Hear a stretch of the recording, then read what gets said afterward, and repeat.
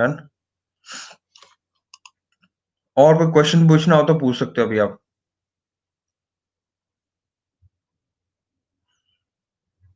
इसके लिए मैं क्लासेस लूंगा, आप टेंशन मत लो, इनके ऊपर मैं क्लासेस लूंगा, सेंटेंस करेक्शन और इंग्लिश ग्रामर के ऊपर।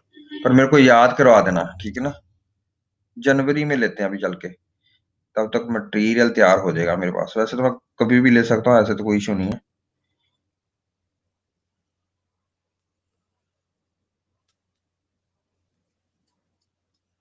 यस रचना जी, एक ही एग्जाम होगा नायब तहसीलदार का, जो कि पंजाब वाला है।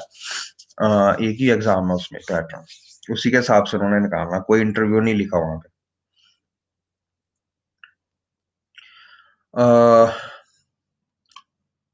केमिस्ट्री टेस्ट में नहीं। तो अब जितना वहां पे लिखा था सिलेबस उतना कर लो, ठीक है। जब तक मैंने आपको बताया था ना, एटम्स एंड मॉलिक्यूल्स हो गया, ठीक है।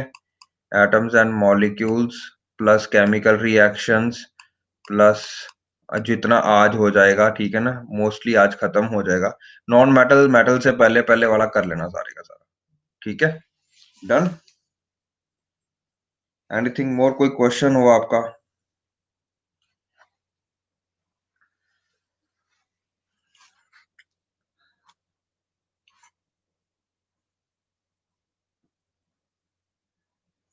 कल की क्लास के लिए एनी क्वेश्चन? चलिए फिर शुरुआत करते हैं। जितनी मैं केमिस्ट्री करा रहा हूँ that is more than sufficient. देखो एक दो क्वेश्चन तो अगर बाहर से भी आ जाते हैं तो घबराना नहीं है, ठीक है। जितनी करवाइए, क्योंकि आपकी ब्रेन लिमिट सेट करती है ना, तो लिमिट अगर इतनी कर लोगे तो काफी है भैया। इससे ज्यादा आपको करने की जरूरत नहीं है, ठीक है। ऐसे फालतू में दिमाग मत खराब करना अपना। Okay, so yesterday we did was up till I think here, है ना। जब हमने कहा था साल्ट, अब हम साल्ट शुरू करके आ रहे हैं, सारे के सारे इंपॉर्टेंट साल्ट हमने अभी ये सारे के सारे डिस्कस करने हैं, ठीक है। अच्छा जी, ये हमने कर लिया था। ये पता लग गया था ना कि क्यों कुछ साल्ट है जो न्यूट्रल होते हैं, क्यों कुछ साल्ट है जो वो क्या कहते हैं एसिडिक होते हैं, क्यों बेसिक होते हैं, है ना। ये समझ लग गया था आपको? What is the basic reason behind it, बताइए।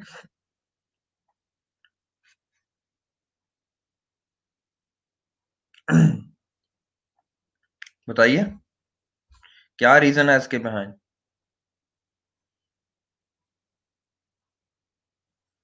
अभी अभी चुप है सारे हैं। क्या हुआ? What is the reason behind कि कुछ साल्ट है वो एसिडिक होते हैं, कुछ बेसिक होते हैं? What is the reason behind it?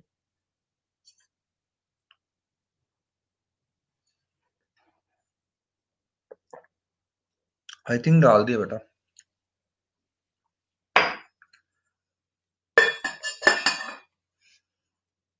Yes very good. तो एसिडिक क्यों बनते हैं कि स्ट्रॉन्ग एसिड के साथ में जब आप वीक लेके जाओगे, क्या कहते हैं, बेस, तो वो एसिडिक ही बनेगा, ठीक है, जो साल्ट होगा। और अगर दोनों चीजें स्ट्रॉन्ग है तो न्यूट्रल उसकी पीएच आएगी। डन। चलिए, तो अब हम कल कॉमन साल्ट के बारे में पढ़ रहे थे। कॉमन साल्ट के बारे में हमने ये पढ़ा था कि इसको कैसे बनाया जाता है। हमने कहा कि जब भी किसी बेस को एसिड के साथ कनेक्ट कराओगे आप, तो क्या बनेगा, NaCl। बट क्या ये कमर्शियली इस तरह से बनाया जाता है? नहीं। कमर्शियली अवेलेबल जो आपको साल्ट होता है वो इस तरह से नहीं बनाया जाता है। वो किस तरह से बनाया जाता है? वेपोरेशन से।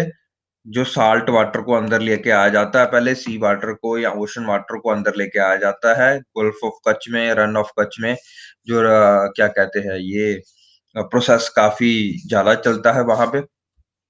जो वेपोरेशन का से नीचे बचता है उसको हमने नाम दिया है, क्या होता है वो, NaCl। बट वो प्योर नहीं होता, उसमें बहुत सारे और भी मिनरल्स मिले होते हैं, कैल्शियम साल्ट्स मिले होते हैं, पोटेशियम साल्ट्स मिले होते हैं।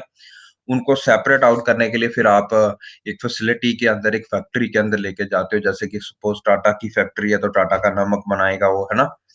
तो ये खारा जो नमक होता है उसको साफ किया जाता है, प्योर किया जाता है। और इसके साथ मैंने बायोफोर्टिफिकेशन के बारे में भी बताया था, आपको याद है। गवर्नमेंट कहती है हम आयोडीन की गोलियां आपको अलग से नहीं देंगे, हम आपको जो ऐसी चीज में आयोडीन डाल देंगे जो सारे ही खाते हैं, तो बायो फोर्टिफाई कर देंगे। फोर्टिफाइड। तो बायोफोर्टिफाइड का क्या मतलब होता है? जो आप नमक खाते हो उसी में आयोडीन मिला दिया जाता है। आयोडीन रक्त या आयोडीन ऐड कर दिया जाता है नमक के साथ, ताकि आप जब नमक खाओ तो आपको अलग से आयोडीन खाने की जरूरत ना पड़े। आयोडीन आपको उसी के साथ मिल जाता है, नमक के साथ। तो आजकल गवर्नमेंट ने ये निर्धारित कर दिया है कि कोई भी कंपनी का आप नमक लेते हो उसमें आयोडीन पाया ही जाएगा, खारा नमक कोई नहीं बेचता। ठीक है। और ये प्रॉब्लम कहाँ आती है सबसे ज्यादा? हिमाचल प्रदेश में, क्योंकि वो लोग क्या कहते हैं, खारा नमक नहीं खाते थे, सीधा जाता खाते थे। ठीक है। उनके घेंगा यहाँ पे गॉइटर हो जाता था due to deficiency of iodine. ठीक है।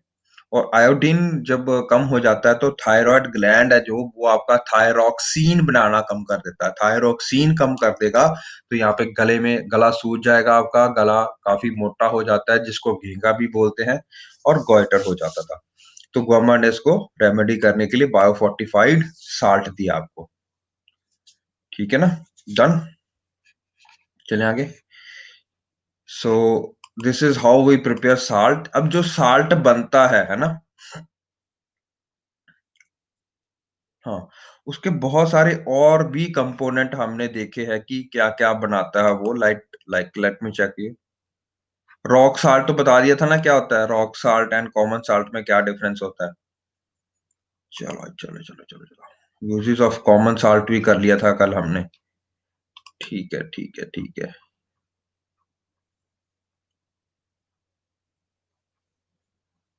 एक मिनट।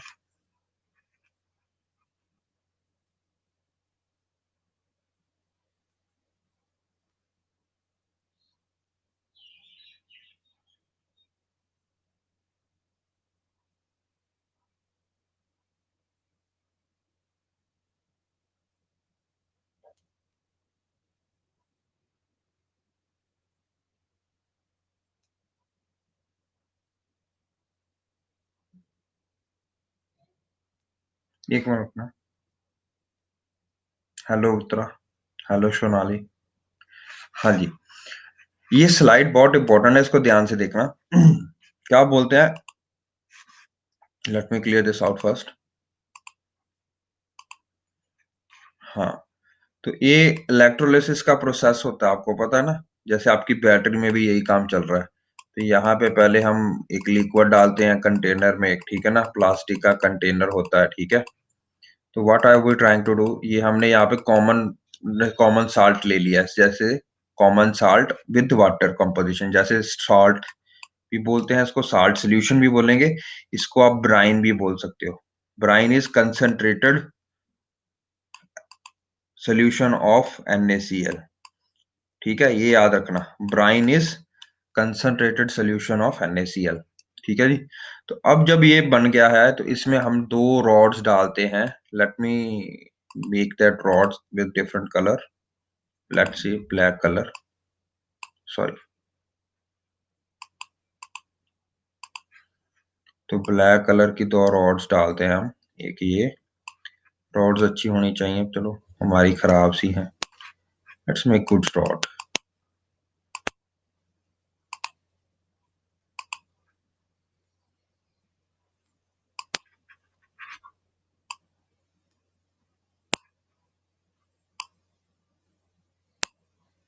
अब रॉड सही लग रही है ना? चलो, अब इनके ऊपर तार लगाई जाती है। ठीक है। और इनको एक बैटरी से कनेक्ट किया जाता है। बैटरी का साइन दिस वन होता है, ये समझ लग गई ना, बैटरी का साइन होता है एक छोटा एक बड़ा। ठीक है। तो ये बैटरी के साथ जब हम कनेक्ट करते हैं, एक का नाम है पॉजिटिव एंड है, एक का नाम है नेगेटिव एंड है। ये तो सबको पता है ना, जब भी बैटरी के साथ एक पॉजिटिव एंड आता है, एक नेगेटिव आता है, तभी वो करंट फ्लो करता है। ठीक है जी। Okay, done done done. अच्छा, तो हमने NaCl सोल्यूशन लिया, कंसंट्रेटेड। कंसंट्रेटेड मतलब साथ में किस में डिसॉल्व किया होगा? वाटर में डिसॉल्व किया होगा, लेकिन ज्यादा कंसंट्रेशन के साथ। ठीक है। अब पॉजिटिव एंड का एक नाम और होता था, याद करो क्या होता था? कौन सा एंड बोलेंगे इसको? पॉजिटिव टर्मिनल को anode. Very good Meenu. Anode इसको बोला जाता है, कैथोड इसको बोला जाता है। ठीक है जी। अब ये एक ही लेवल पे है, मान के चलो ऊपर नीचे नहीं है। ठीक है, एनोड और कैथोड। एनोड के पास अगर सोचो कौन सा कैटायन आएगा, खुद ही बोल दिया मैंने। एनोड के पास कौन सा आयन आएगा, पॉजिटिव के नेगेटिव बताओ। Negative ion. समय लगे क्यों आएगा, क्योंकि पॉजिटिव और नेगेटिव अट्रैक्ट ईच अदर, सीधी सी बात है। ओके। पहले तो जब भी इलेक्ट्रोलिसिस करते हैं हम, ये बात या हमेशा याद रखो, जब भी इलेक्ट्रोलिसिस होता है ये सेपरेशन करने के लिए, सेपरेट करने के लिए होता है, सेपरेट करने के लिए इनटू इंडिविजुअल कंस्टिट्यूएंट्स। ठीक है जी, डन। तो पॉजिटिव एंड पे क्या क्या जमा होगा बताइए। अगर NaCl है तो which is the positive ion और which is the negative ion, समय लगी ना, Cl नेगेटिव। तो Cl यहां पे इकट्ठा हो जाएगा, डन डन डन। ठीक है, क्लोरीन गैस इकट्ठी होएगी, किस एंड पे होएगी, इस एंड पे होएगी। और कौन सा एंड होएगा बताइए, और क्या क्या यहाँ पे इकट्ठा हो सकता है, क्या यहाँ पे आपके नेगेटिव और कौन सा है, वाटर के साथ OH नेगेटिव है, Na पॉजिटिव, Na कहाँ इकट्ठा होएगा, Na इधर इकट्ठा होगा, ये तो समझ लगी ना। ये पॉजिटिव है, ये नेगेटिव है, नेगेटिव के पास Na का इकट्ठा होगा, है ना। Na पॉजिटिव, Na सारा यहाँ पे इकट्ठा होना शुरू हो जाएगा। What else can we say about this? H positive ion, H2 gas कहाँ से वॉल्व आउट होएगी, यहां से या यहां से, ये बताइए, एनोड से या कैथोड से, ये बताइए। तो Cl2 गैस तो यहां से बाहर निकल रही है, ठीक है ना।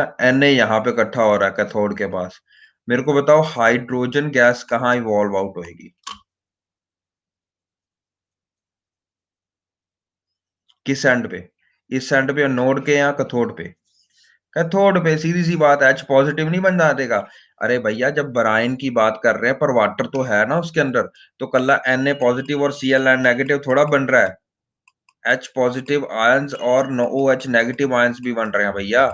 ठीक है, तभी इसका वाटर डालने का फायदा क्या, अगर सीधा नमक रखूंगा, क्या नमक Na पॉजिटिव और Cl नेगेटिव में कन्वर्ट होगा, नहीं होगा। कब तक नहीं होगा, जब तक कि आप पानी नहीं डालते हो। पानी क्यों डालते हो, ताकि वो घुल जाए और उसकी इलेक्ट्रिक कंडक्टिविटी इंक्रीज हो जाए। अगर मैं खारा नमक यहाँ पे डालूंगा तो ये अपने आप Na पॉजिटिव और Cl नेगेटिव में नहीं कन्वर्ट होगा, ये मान के चलो, ये पहले भी बताया था। ठीक है, तो हमारा हाइड्रोजन गैस है वो इस एंड से निकल रही है। अच्छा, अब आपके पास हाइड्रोजन निकल रही है किस एंड से, कैथोड से, और क्लोरीन निकल रही है किस एंड से, एनोड से। इन दोनों को मिला के क्या बना सकते हो आप, जल्दी जल्दी जल्दी जल्दी। HCl। ठीक है, कमर्शियल ग्रेड का बनाओगे, क्यों, कमर्शियल ग्रेड का मतलब बहुत प्योर होता है, क्योंकि एटम लेवल पे सेपरेशन हो रही है, एटम लेवल पे, मॉलिक्यूल लेवल पे सेपरेशन हो रही है ये वाले प्रोसेस में, इलेक्ट्रोलिसिस में, क्योंकि क्लोरीन अलग, हाइड्रोजन अलग, एक एक मॉलिक्यूल अलग होगा। जब मॉलिक्यूल अलग होगा तो वो जो बनाएगा बाद में प्रोडक्ट बनेगा इससे, तो क्या बनेगा, HCl बन सकता है कि नहीं बन सकता, बन सकता है। अच्छा, जो OH नेगेटिव आयंस है वो भी इधर इकट्ठे हो रहे हैं। ठीक है, Na यहाँ पे इकट्ठा हो रहा है, OH इधर इकट्ठा हो रहा है, तो कौन सा प्रोडक्ट बन सकता है, क्या नाम है इसका, नाम बताओ, नाम, फॉर्मूला नहीं, नाम बताओ क्या होगा इसका। सो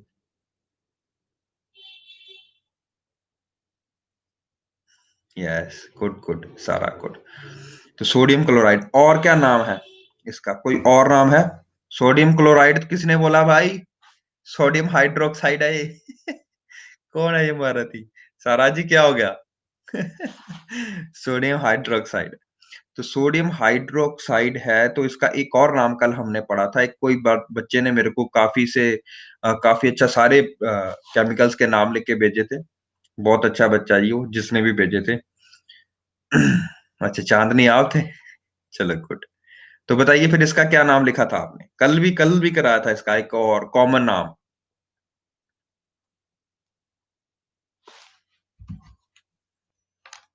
या वेरी गुड शिवे, कॉस्टिक सोडा यार, क्वेश्चन मार्क क्यों डालते हो भैया? गलत होगा तो मैं बता दूंगा।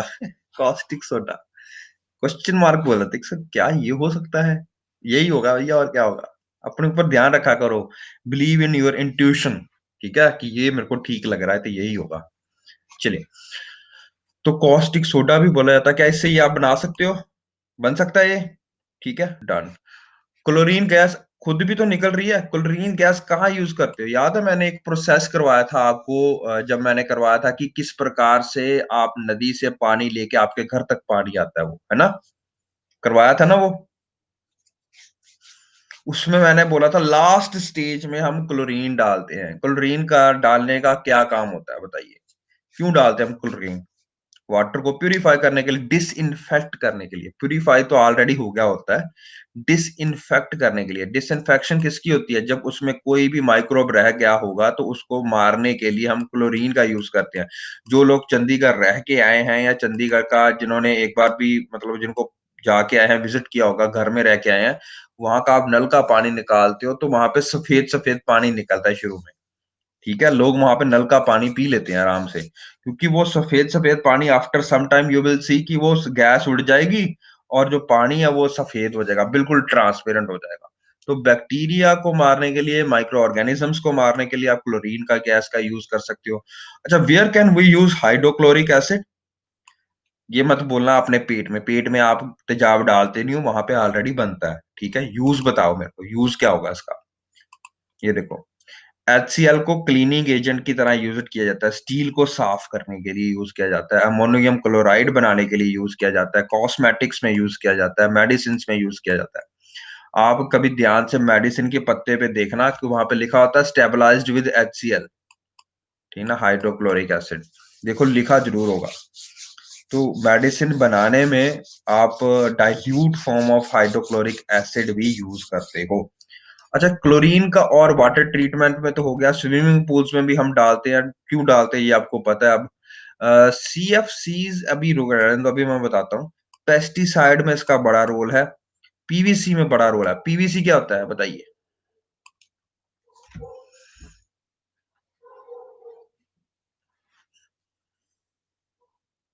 Polyvinyl chloride, very good. तो ये एक तरह का सिंथेटिक जो होता है, होता है सिंथेटिक पॉलीमर होता है। पॉलीमर हम बात करेंगे, अभी अभी करने हैं हमने पॉलीमर। पॉली का मतलब बहुत सर, मर्स का मतलब यूनिट्स, पॉली यूनिट्स। पॉली मतलब बहुत सारे यूनिट, जब क्लोरीन के और विनाइल के ये रिपीट होएंगे तो हम उसको पॉलीविनाइल क्लोराइड बोलते हैं। पॉलीइथीन ही देखा आपने, पॉलीथीन, पॉलीथीन को ही जो लिफाफा जिसको बोलते हो आप, पॉलीथीन। बहुत सारे यूनिट इथीन के, पॉलीथीन। बहुत सारे यूनिट मिनाइल के, विनाइल क्लोराइड के, पॉली विनाइल क्लोराइड। सीधी सी बात है, ठीक है ना। अब ये पॉलीमराइजेशन और पॉलीमर्स क्या होते हैं, हम बात की बात है, लेकिन पीवीसी का यूज आप कहाँ करते हो? पीवीसी की पाइप नहीं देखी आपने, जो आजकल आप घरों में यूज करते हो? पहले लोहे की पाइप यूज करते थे, याद है? घर बनाते थे तो लोहे की पाइप यूज करते थे। उसका एक बहुत बड़ा फॉल्ट ये था कि लोहे को जंग लग जाता था, पानी के साथ कांटेक्ट में तो रहेगी, तो वो जंग लग जाता था, जंग लग जाता था, वो खराब हो जाती थी, फट जाती थी, और फटने के कारण क्या था, सारा पानी लीकेज रहता था। अब क्या करते हैं, जब भी घर बनाते हैं तो पीवीसी की पाइप्स डालते हैं। पीवीसी की पाइप्स का फायदा क्या है? क्लोरीन से बनी हुई या प्लास्टिक है एक तरह की, ठीक है, तो ये कभी खराब नहीं होने वाली, जंग नहीं लगने वाला, माइक्रो ऑर्गेनिज्म नहीं आएंगे इसमें, सीधी सी बात है। और आज इसके ऊपर भी आ गया नया काम, यूवी कोटेड होती हैं। यूवी कोटेड होंगी, तो आपका एक मानना होता था कि यार प्लास्टिक है, कम खा रहे हैं, शायद हमको कैंसर ना हो जाए, तो यूवी कोटेड के साथ मतलब ये भी डाल दिया उन्होंने कि यूवी कोट करता है तो अंदर बैक्टीरिया और वो सारा कुछ जो जमा हो सकता था, काई जम सकती थी, वो नहीं जमेगी अब। तो यूवी कोटेड होती है। चलिए, पॉलीविनाइल क्लोराइड भी होगी। और कहाँ यूज होता है पॉलीविनाइल क्लोराइड का? कभी देखा हो? कहाँ यूज हो सकता है पीवीसी का? कभी वायर देखी है? वायर, कोई भी, है ना, वायर देखो तो उसकी बाहर कोटिंग किससे की जाती है? वायर तो अंदर छोटा सा हिस्सा होता है, देखा नहीं कभी निकाल के ऐसे करके? हाँ, है ना। तो वो छोटा सा हिस्सा किसके ऊपर बनाया जाता है? जो बाहर उसकी वायर होती है वो इंसुलेटर होती है, तो एज ए इंसुलेटर ये वायर्स के ऊपर भी चढ़ाई जाती है, ठीक है ना। Yes, that's all. एक CFC आपका नाम आ रहा है, क्लोरोफ्लोरोकार्बन्स। वैसे we will discuss this sporting के लिए कैसे बेटा? ये जो CFCs होती हैं, क्लोरोफ्लोरोकार्बन्स, ये आपकी गैस होती है जो कि रेफ्रिजरेंट गैस काफी यूज की जाती थी ये, ठीक है, पहले के टाइम पे। अच्छा अच्छा अच्छा अच्छा, सपोर्ट के लिए, हाँ, इसीलिए की जाती है कि वो इंसुलेटर है ना, PVC काफी इंसुलेटर होता है। अच्छा, गैस जो CFC यूज करते हो, क्लोरोफ्लोरोकार्बन, जो आप अपने रेफ्रिजरेटर में गैस डलवाते हो, AC में जो गैस डलवाते हो, वो जो गैस होती है वो होती है क्लोरोफ्लोरोकार्बन। काफी अब ये बंद हो गई है, इंडिया में भी बंद हो गया है ये क्लोरोफ्लोरोकार्बन। ये क्लोरोफ्लोरोकार्बन काफी डैमेजिंग थी, किसके लिए? आपके लिए कि आपके किसी एयर के लिए, एयर में किसी किसी कंस्टिट्यूएंट्स के लिए, किसके लिए काफी घातक होती थी? ओजोन। Very good. ओजोन को ये डिप्लीट करती थी, ओजोन को खत्म कर देती थी। ओजोन एक प्रोटेक्टिव कवरिंग है आपके एटमॉस्फेयर में, जो आपको हार्मफुल यूवी रेडिएशन से बचाती थी। यूवी रेडिएशन कहाँ का हिस्सा है, अब ये पता लग गया। इलेक्ट्रोमैग्नेटिक रेडिएशन याद करो, जो मैंने पूरा करवाया था। मैंने कहा था सन जब आपके पास लाइट भेजता है तो सिर्फ सनलाइट नहीं होती वो, यानी कि विजिबल लाइट नहीं होती। विजिबल लाइट एक बहुत छोटा सा हिस्सा होता है उस रेडिएशन का। आपके पास रेडियो वेव्स भी आएंगी, माइक्रोवेव्स भी आएंगी, आपके पास इंफ्रारेड रेडिएशंस भी आएगा, अल्ट्रा वायलेट रेडिएशंस भी आएगा, एक्सरे भी आएगा, कॉस्मिक रे को छोड़ के बाकी सारे आएंगे, ठीक है जी। बट जो अर्थ का मैग्नेटिक पावर है और अर्थ की कवरिंग है, वो आपको इन हार्मफुल रेडिएशन से बचाती है और सिर्फ सनलाइट को अंदर आने देती है, जो कि विजिबल रेडिएशंस में होती है, ठीक है। ये करवाया था। तो यूवी जब उसमें होल हो जाएगा, जिसको आप ओजोन होल होल बोलोगे, तो वो हम कहाँ पे पाया जाएगा? ये खास करके पाया जाता है पोलर एरियाज में। पोलर एरियाज में क्यों जाया जाता है? क्योंकि ये पोलर स्ट्रेटोस्फेरिक क्लाउड्स होते हैं। ये क्वेश्चन आया था 2016 के UPSC में, बताओ, ये लेवल का क्वेश्चन पूछे। अब वो ये राजी नहीं है पूछ के कि भाई क्या होता है, बताओ ओजोन होल कहाँ पे होएगा, या ये भी होल कि वहां पे ही क्यों होगा। ये UPSC का लेवल है, सोचो। UPSC लेवल का, पता आपने एक चीज पढ़ ली, एक फैक्ट पढ़ा कि भाई ओजोन होल यूजली कहाँ पे होता है? अंटार्कटिका में या आर्टिक ओशंस में, पोलर एरियाज में। अरे भाई, UPSC यहां तक पूछ रही है कि ये आर्टिक सर्कल्स में या अंटार्कटिक सर्कल्स में ही क्यों हो रहा है। इतना भी पता होना चाहिए तुम्हें, समझ रहे हो? सिंपल चीज से स्टार्ट करो और complex sentence formation, complex knowledge formation करा अपना करने की स्टार्ट करो, ठीक है। तो ये सारा कुछ कनेक्टेड होता है एक तरह से। तो UPSC आज से 10 साल पहले, 15 साल पहले ये पूछ के खुश थी। उससे 10-15 साल पहले सिंपल ये पूछ के खुश थी। अब वो चाह रही है कि आपको ये भी पता हो कि ये पोलर स्ट्रेटोस्फेरिक क्लाउड्स क्या होते हैं, ठीक है, और कहाँ बनते हैं, क्यों बनते हैं, और वहां पे ही क्यों बनते हैं। और इसके अलावा अब जो आगे का काम है वो भी आपको पता होना चाहिए। You should know about Montreal protocol, not only Montreal protocol, but also about क्या कहते हैं, एक और भी आता था प्रोटोकॉल, कार्टागेना प्रोटोकॉल। तो ऐसे काफी प्रोटोकॉल्स के बारे में भी पता होना चाहिए। ये सारा कुछ को रिलेटेड है। तो एक ऑप्शन में उन्होंने पोलर स्ट्रेटोस्फेरिक क्लाउड के बारे में पूछ लेना, एक ऑप्शन में उन्होंने ये पूछ लेना कि इसके गवर्न करने के लिए कौन से प्रोटोकॉल आते हैं, ठीक है जी। तो ये चीजें आपको पता होनी चाहिए सारी की सारी। We will do this when we will do environment. और एनवायरनमेंट मान के चलो, जैसे हमारा CAPF के लिए एक डार्क हॉर्स होता है। डार्क हॉर्स का मतलब तुर्क का इक्का होता है साइंस, जनरल साइंस, और आपने देखा कितनी आती है। UPSC IAS को अगर आपने पार करना है, और अगर मेरे से आप मंत्रा मांग रहे हो पिछले 5-6 सालों में क्या चल रहा है, तो आपको साइंस एंड टेक आनी चाहिए, प्लस एनवायरनमेंट आना चाहिए। Environment, ecology, ecology. और ये मैं बहुत बड़े लेवल पे कराऊंगा आपको, मतलब इतना डीपली कराएंगे कि इसके बाहर नहीं आएगा आपको, ठीक है। एनवायरनमेंट एंड इकोलॉजी बहुत ज्यादा स्ट्रांग होना चाहिए आपका। They demand you to have that set of knowledge. क्यों करना उन्होंने शुरू कर दिया? क्योंकि आपको पता होगा अब इंडियन फॉरेस्ट सर्विसेज का अलग से पेपर नहीं होता है। आपके पेपर में ही वो वाला पेपर डाल दिया जाता है। डन।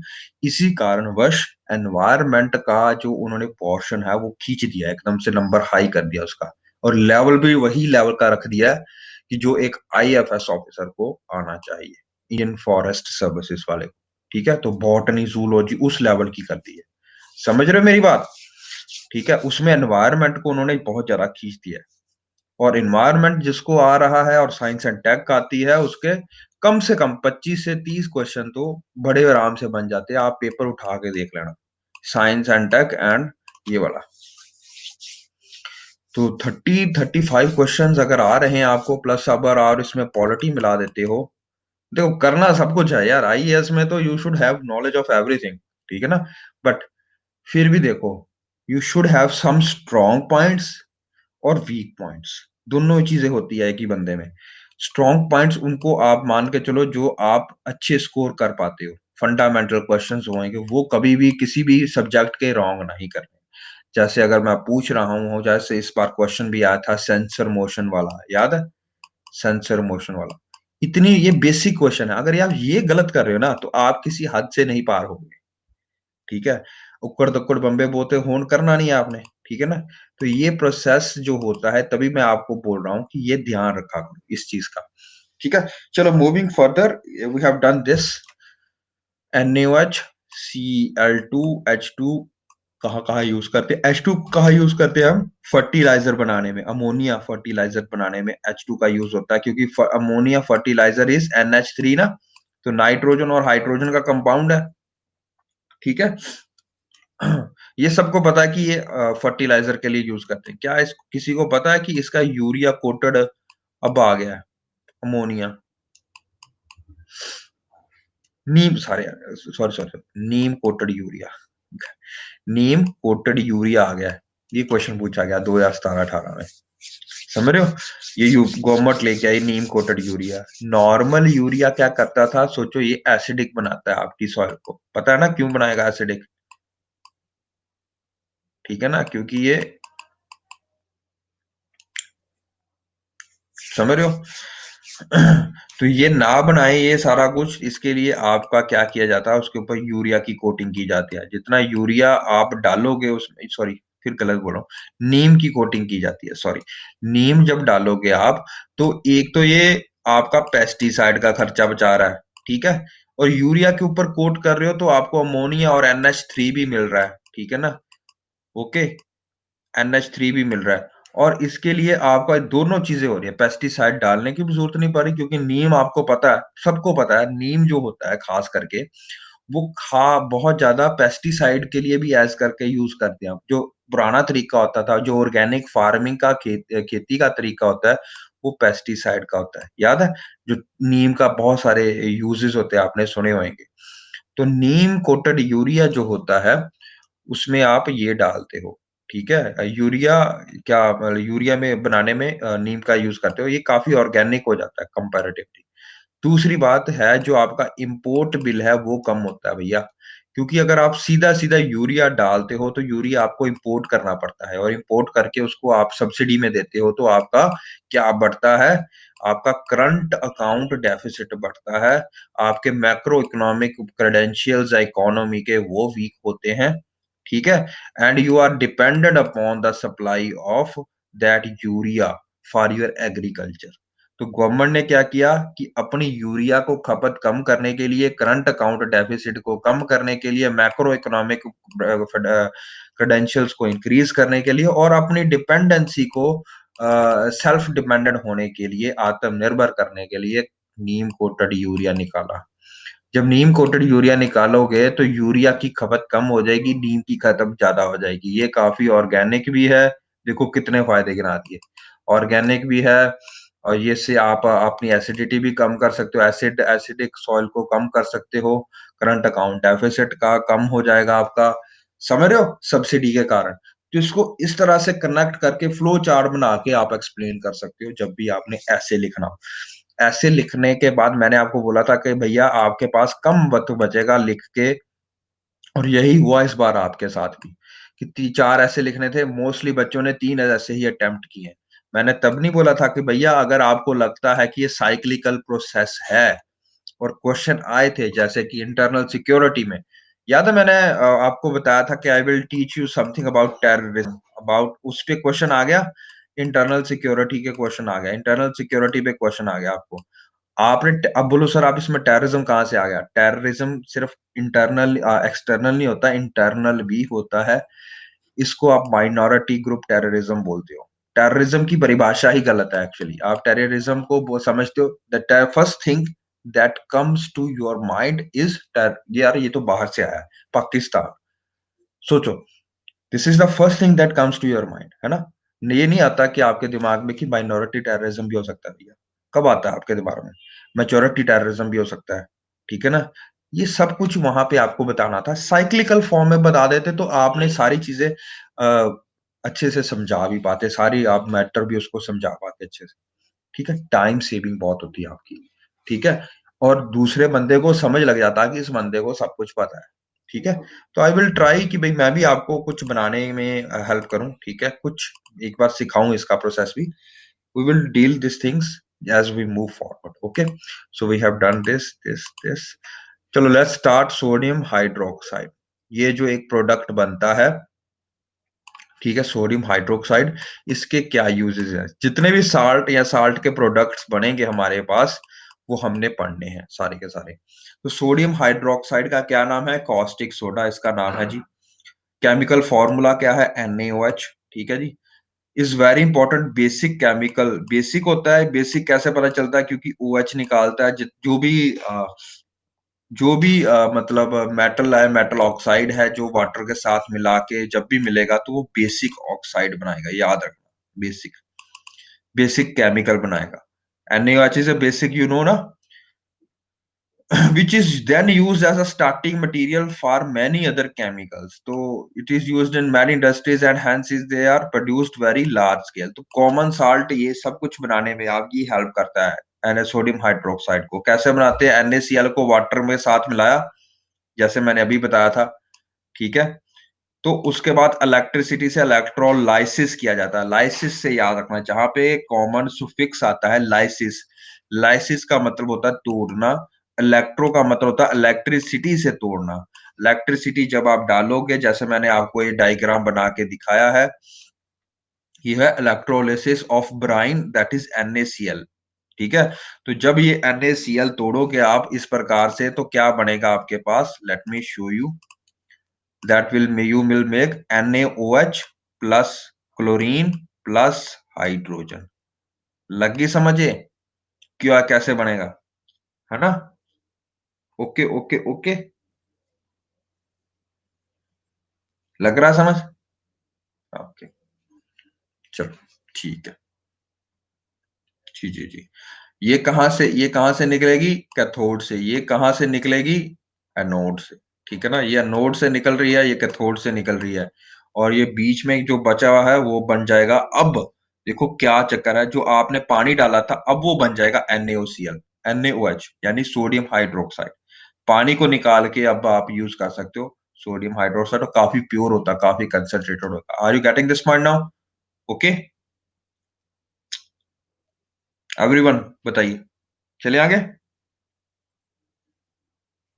चलिए, तो खुद सोचो ना, खुद सोचो, आप देखो, खुद सोचो। इस डायग्राम में H2 तो यहां से निकल गया, Cl2 यहां से निकल गया, और आपने डाला क्या था? NaCl प्लस H2O, है ना? H2 भी निकल गया और OH बच गया और Na बच गया।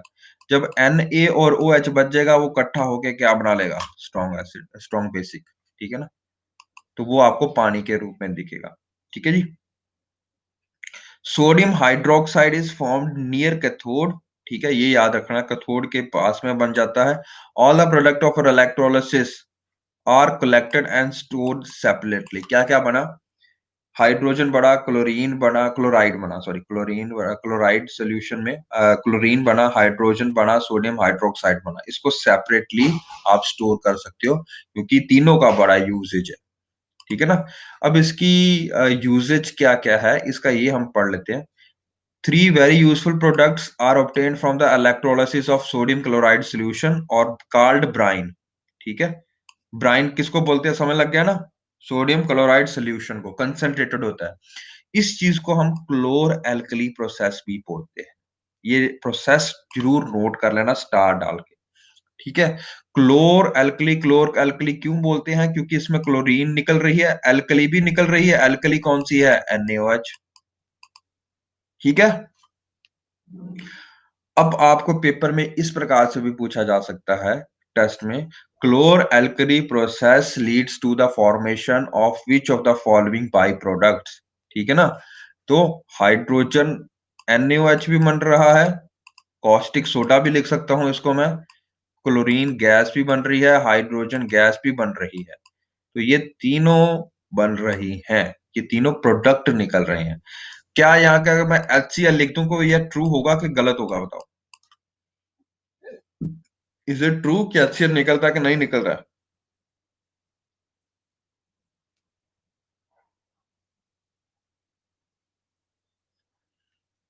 बस इतनी समझ आया आपको? अरे भैया, जब मैंने बोला by product of this reaction are what, H2 and Cl, अरे भैया इनको बाद में मिलाना है, अभी नहीं मिलाना है। आप सेपरेट टैंक में मिलाओगे इनको, ठीक है? मैं बाई प्रोडक्ट पूछ रहा हूँ क्लोर एल्कली प्रोसेस के, that is H2 and Cl2, ठीक है ना? इनको बाद में मिला के आप HCl बना सकते हो। HCl आपका इस रिएक्शन में कहाँ बन रहा है HCl?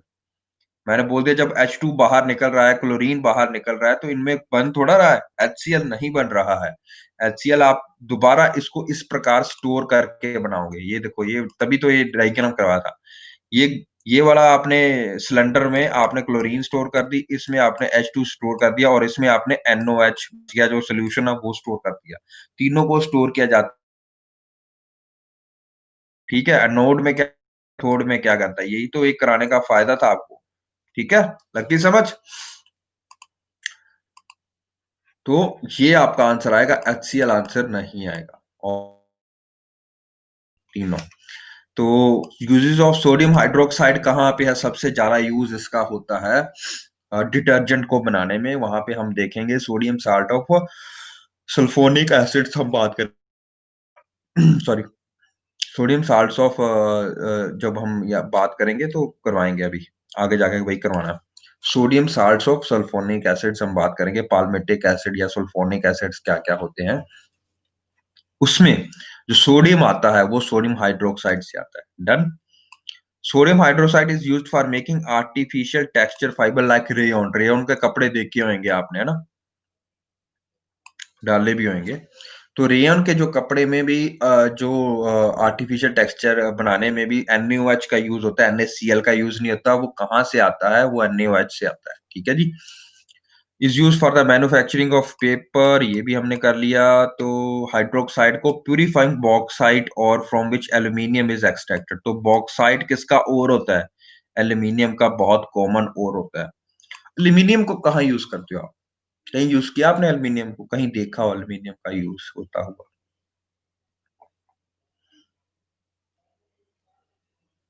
एल्यूमिनियम के डोर्स आते हैं, यस। वो हल्के जो होते हैं, कैबिन्स बनाते हैं। Very good, very good Harsimran. इसकी बहुत सारी यूटेंसिल्स आती हैं, बॉटल्स आती हैं, ठीक है ना? तो आपने जो घर में सारे यूटेंसिल्स यूज करते हो वो मोस्टली एल्यूमिनियम के बने होते हैं। प्लेन में इतना ज्यादा यूज नहीं होता, उसमें आजकल कार्बन फाइबर्स का यूज होता है। एल्यूमिनियम फिर भी भारी होता है। जो कार्बन सिंथेटिक फाइबर होते हैं ना, तो वो काफी हल्के होते हैं और उनके वो होते हैं, काफी स्ट्रांग होते हैं। विंडो फ्रेम्स बनाने में भी यूज करते हैं हम, यस बिल्कुल सही बात है।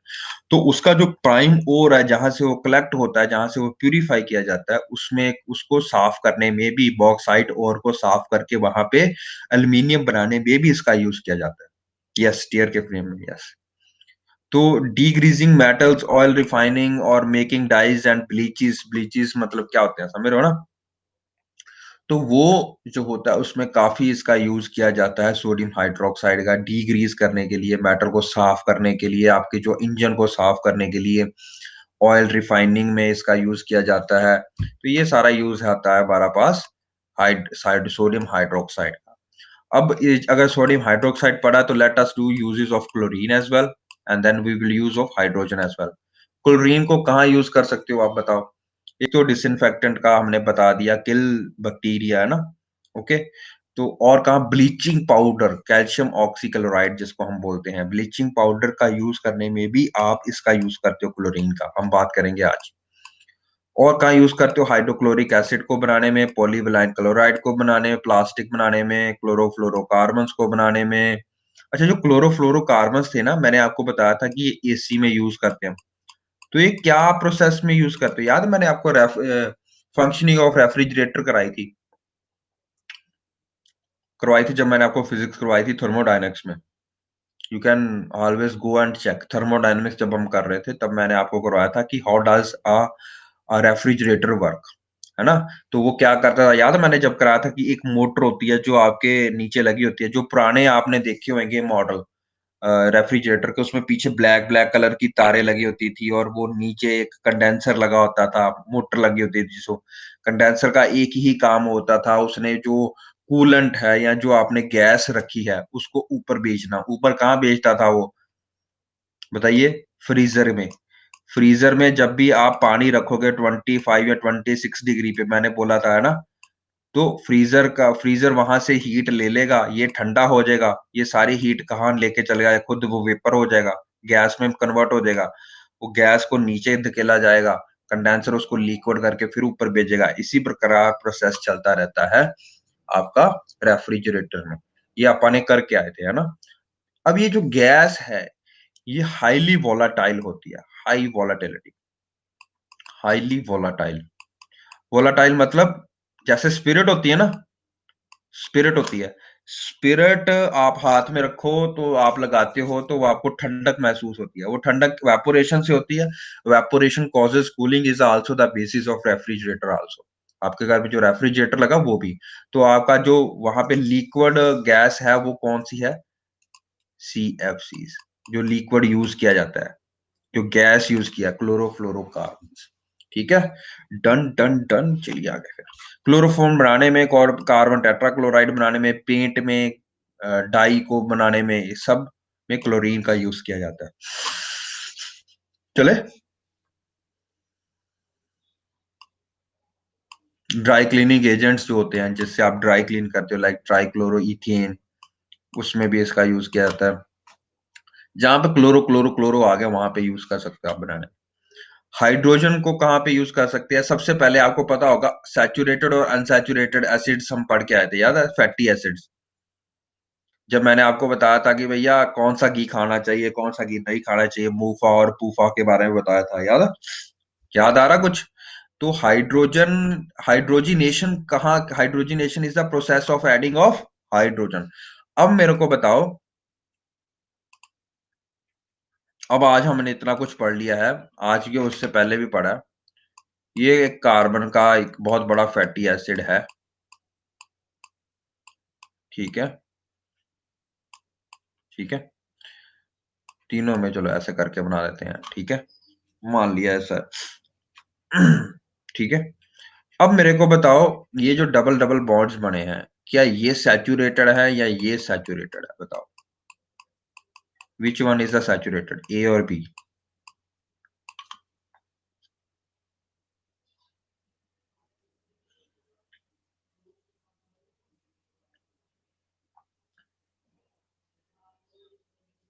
Yes, it's B, B. ठीक है ना? It's B that is saturated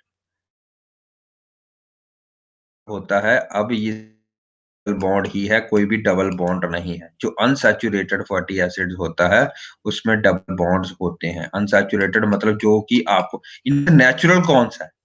unsaturated या सैचुरेटेड बताओ?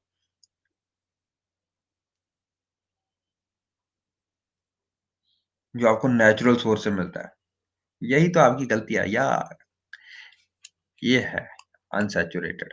अनसैचुरेटेड आपको मिलता है गाय से या भैंस से, ठीक है ना? जब आप मक्खन बनाते हो तो अनसैचुरेटेड होता है।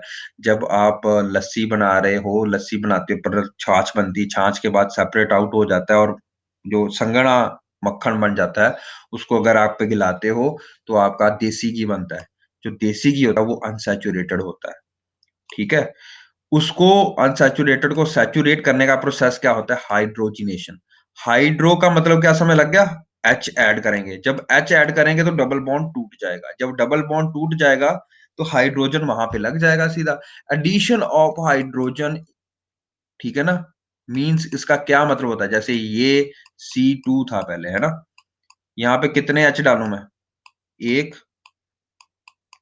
2 3 4, यहाँ पे 2, ठीक है।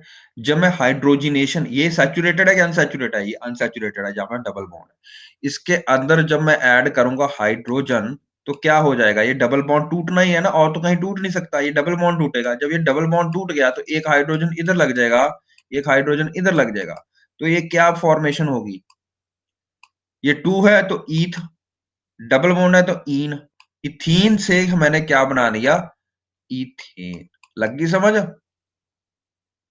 ईन से एन बना दिया तो सैचुरेट कर दिया। Are you getting this point बच्चा? आगे चले, गुड। अब मेरे को बताओ, what does a doctor will recommend you, a saturated fatty acid और ए अनसैचुरेटेड फैटी एसिड?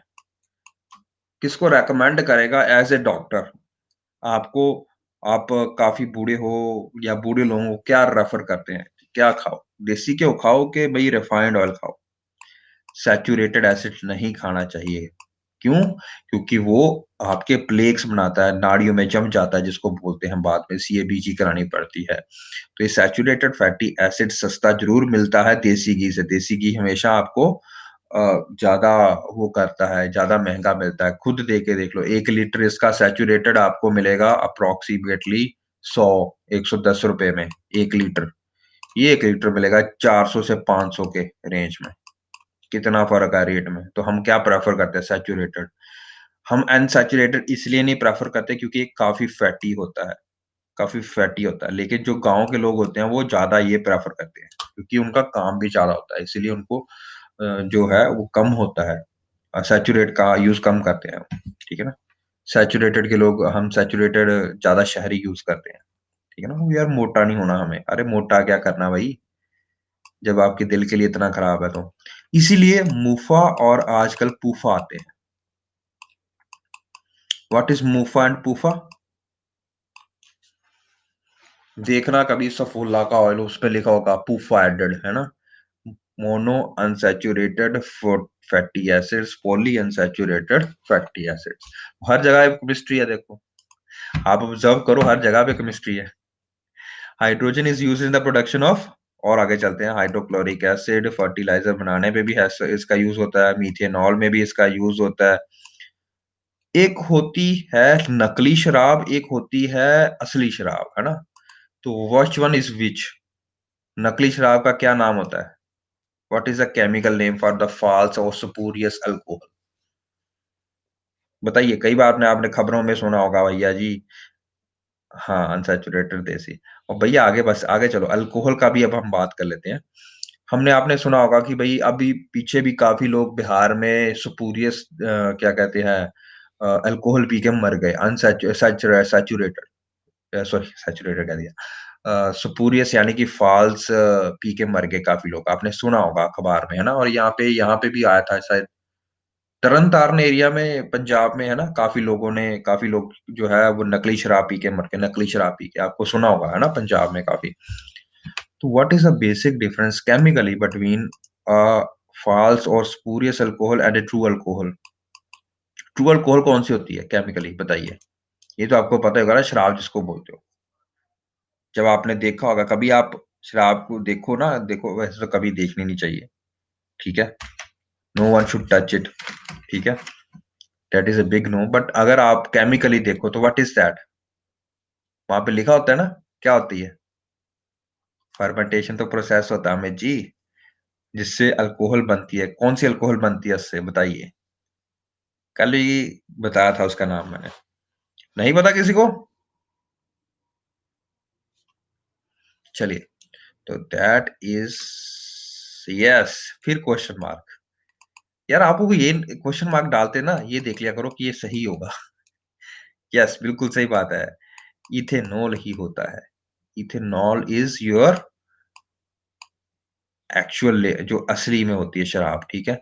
और मीथेनॉल होती है जो नकली शराब होती है, ठीक है? जब आप नकली शराब पियोगे तो आप मरोगे, जब आप इसको पियोगे तो मरोगे नहीं, धीरे-धीरे मरोगे, ठीक है जी? तो देख लो कौन-सी बेनिफिशियल है। ये आप जल्दी मारती है, ये आप थोड़ा आराम से मारती है, धीरे-धीरे करके मारती है और यही नहीं कि सिर्फ़ ये बहुत माड़ी चीज़ है, अगर आप लिक्विड में करके पीते हो, थोड़ा कम करके पीते हो, है ना? तो ये आपकी बॉडी के लिए ज़रूरी भी है, ठीक है ना? ज़रूरी भी है आप ये जो काफ़ी और नॉर्मल भी पीते ही हैं हम सारे, जितने भी सिरप्स होते हैं उसमें जो बेस यूज़ किया होता है वो इथेनॉल ही होता है। तो सबने कुछ ना कुछ ड्रिंक तो किया ही होता है। मात्रा बहुत कम होती है। नॉर्मल में 42.2% वेट बाय वॉल्यूम होता है, कुछ ऐसे करके यहाँ वॉल्यूम बाय वॉल्यूम होता है, वेट बाय वॉल्यूम का भी कांसेप्ट करवाया था आपको मैंने। नॉर्मल में हम 10 से 15% ही यूज़ करते हैं, ठीक है? चलिए, आगे चलते हैं हम। टन टन टन what else what else what else? Yes, rockets में भी हाइड्रोजन का फ्यूल यूज़ करते हैं। याद है जब हमने स्पेस टेक्नोलॉजी पढ़ी थी, तब हमने क्रायोजेनिक इंजन के बारे में पढ़ा था। व्हाट इज़ क्रायोजेनिक इंजन बताइए? कौन-सी स्टेज का क्रायोजेनिक इंजन होता है? जल्दी, जल्दी, जल्दी।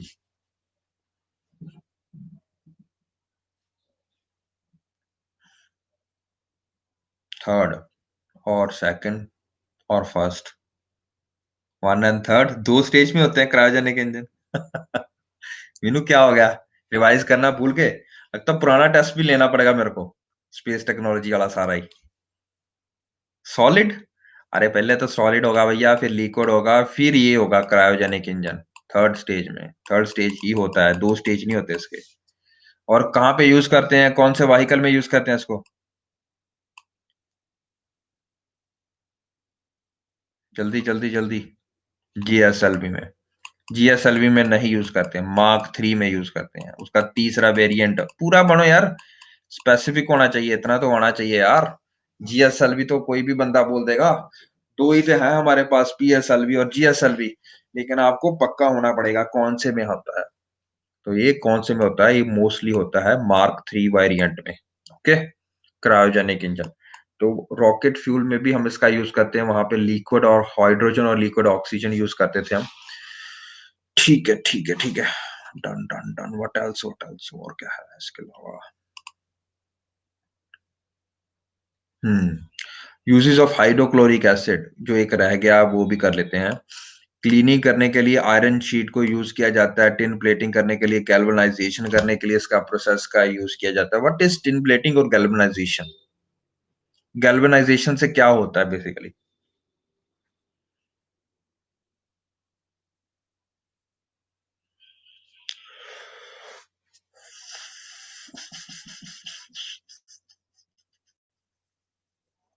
क्या क्या प्रोसेस होता है गैल्वेनाइज़ेशन का? क्यों करते हैं हम गैल्वेनाइज़ेशन?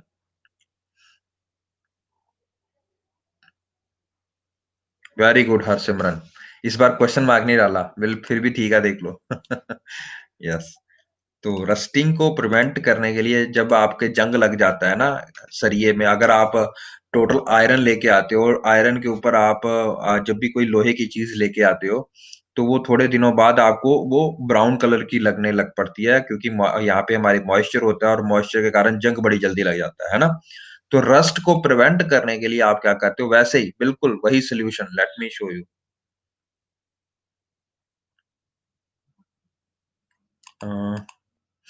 जैसे ये वाला ना इलेक्ट्रोप्लेटिंग, सेम यही प्रोसेस है। उसमें क्या किया जाता है, एक तरफ जहाँ पे चढ़ानी होती है, उसको एनोड बना दिया जाता है, जहाँ पे उतारनी होती है, उसको नेगेटिव बना दिया जाता है, ठीक है? तो होता कुछ नहीं है देखो, करना क्या होता है, यहाँ पे आपको एक तरफ मेटल रख देना है, एक तरफ आपको दूसरा रख देना है, जो उसके ऊपर चढ़ाना है। से सपोज़ ज़िंक क्लोराइड चढ़ानी है मेरे को उसके ऊपर, उसका सॉल्यूशन ले लेना है ज़िंक का। होता कुछ नहीं है, देखो एक रॉड जो होती है वो रॉड होती है मेटल की, जिसके ऊपर आयरन की, जिसके ऊपर आपने चढ़ाना है। गैल्वेनाइज़ेशन का प्रोसेस होता है कि जो नीचे मेटल है, ठीक है ना? मेटल है, मेटल को प्रोटेक्ट कर लिया जाए। तो इसको प्रिवेंट करने के लिए याद है आप कभी-कभी देखा होगा आपने, तो जो लोहा है उसको ना एक बार साफ करके ना अच्छे से, जिस लोहे को लग भी गया हो जंग, साफ कर लेते हो उसको अच्छे से।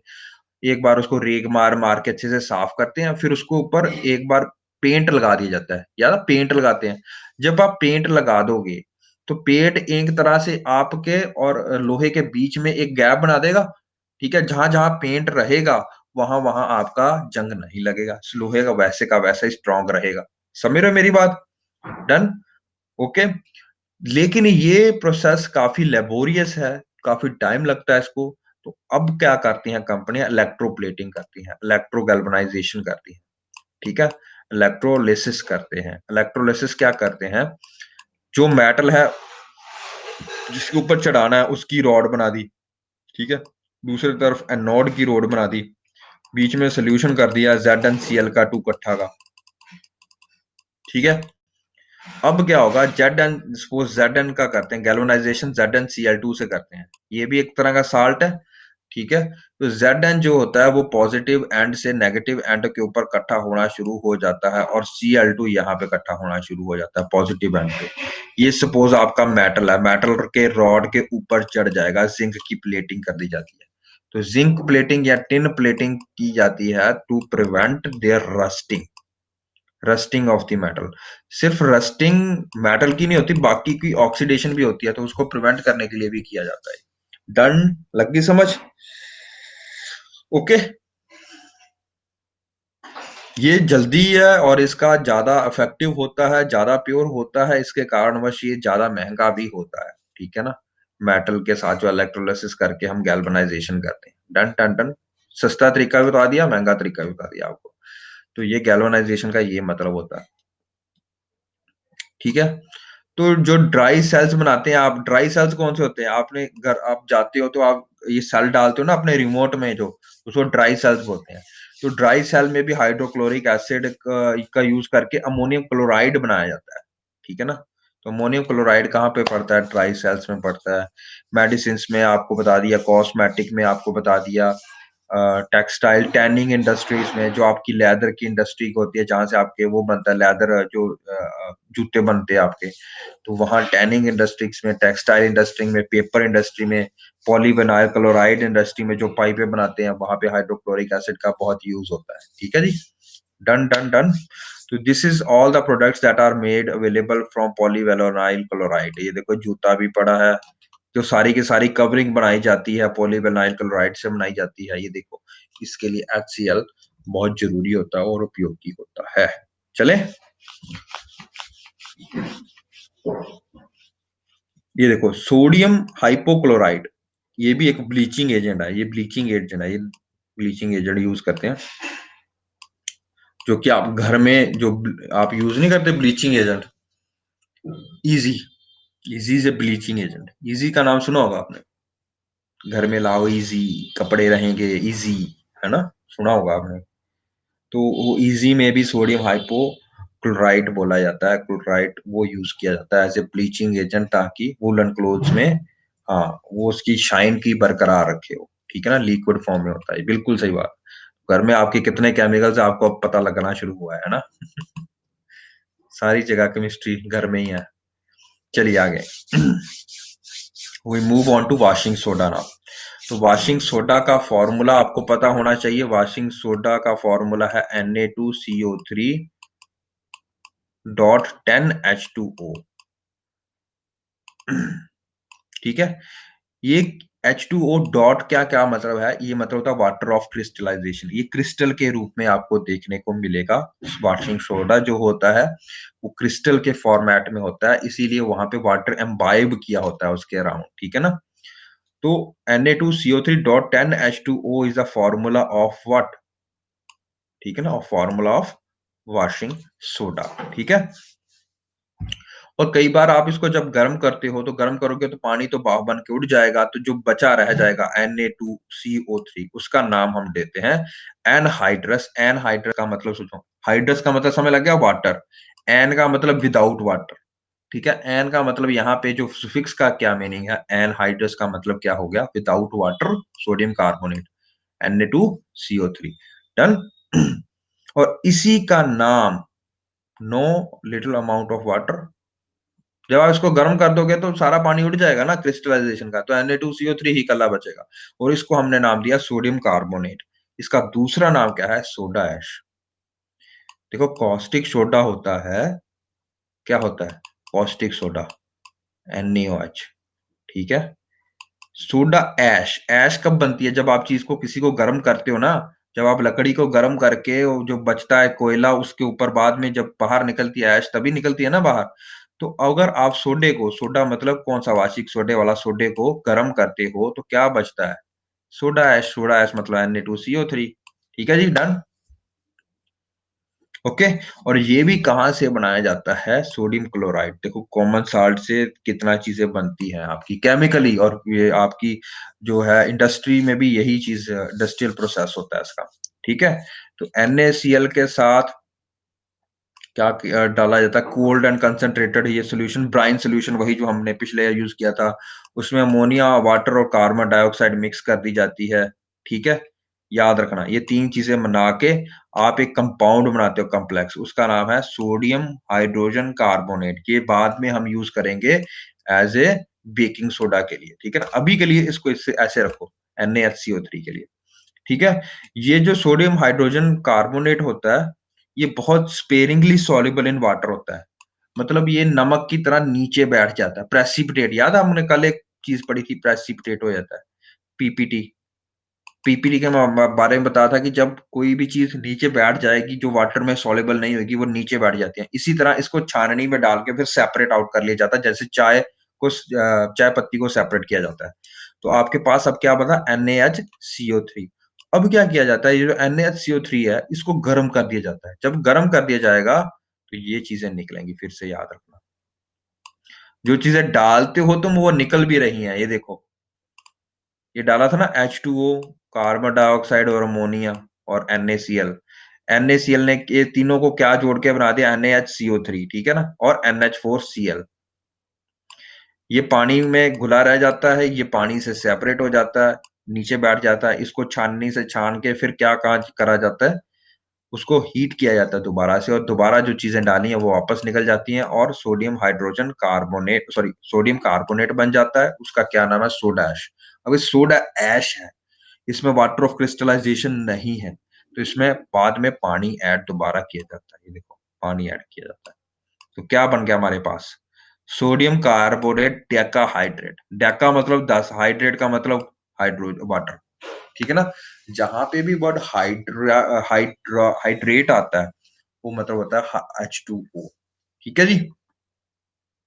या हाइड्रस आता है, ड्रस आता है, या हाइड्रेट आता है, समझ लो उसका क्या मतलब है। ठीक है। वॉशिंग सोडा अगर आप पानी में मिलाते हो तो वो क्या होता है, क्रिस्टलाइन इन सोल्यूशन होता है, ट्रांसपेरेंट होता है। ठीक है, ट्रांसपेरेंट से आपको दिखेगा। ठीक है। ये सॉलेबल है, बहुत कम जो मेटल कार्बोनेट्स होते हैं वो सॉलेबल इन वाटर होते हैं, लेकिन ये अकेला ऐसा मोस्टली बहुत कम में से आता है ये मेटल कार्बोनेट जो कि सॉलेबल इन वाटर होता है। अगर ये सॉलेबल इन वाटर है तो आपको क्या लगता है कि बेसिक की प्रॉपर्टी होगी इसकी, या दूसरी प्रॉपर्टी होगी, एसिडिक हो, बताओ।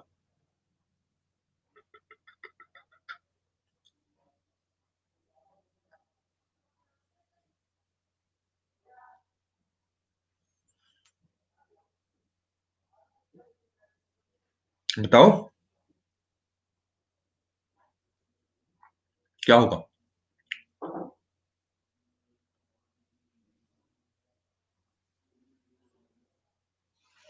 किसी को कोई बोल ही नहीं रहा। What will happen. Yes it is, it is, ये लिखा तो है यार, रेड लिटमस उसको ब्लू कर देगा। रेड लिटमस को ब्लू कौन करता है, बेसिक्स ही करते हैं, बेसिक सॉल्यूशन।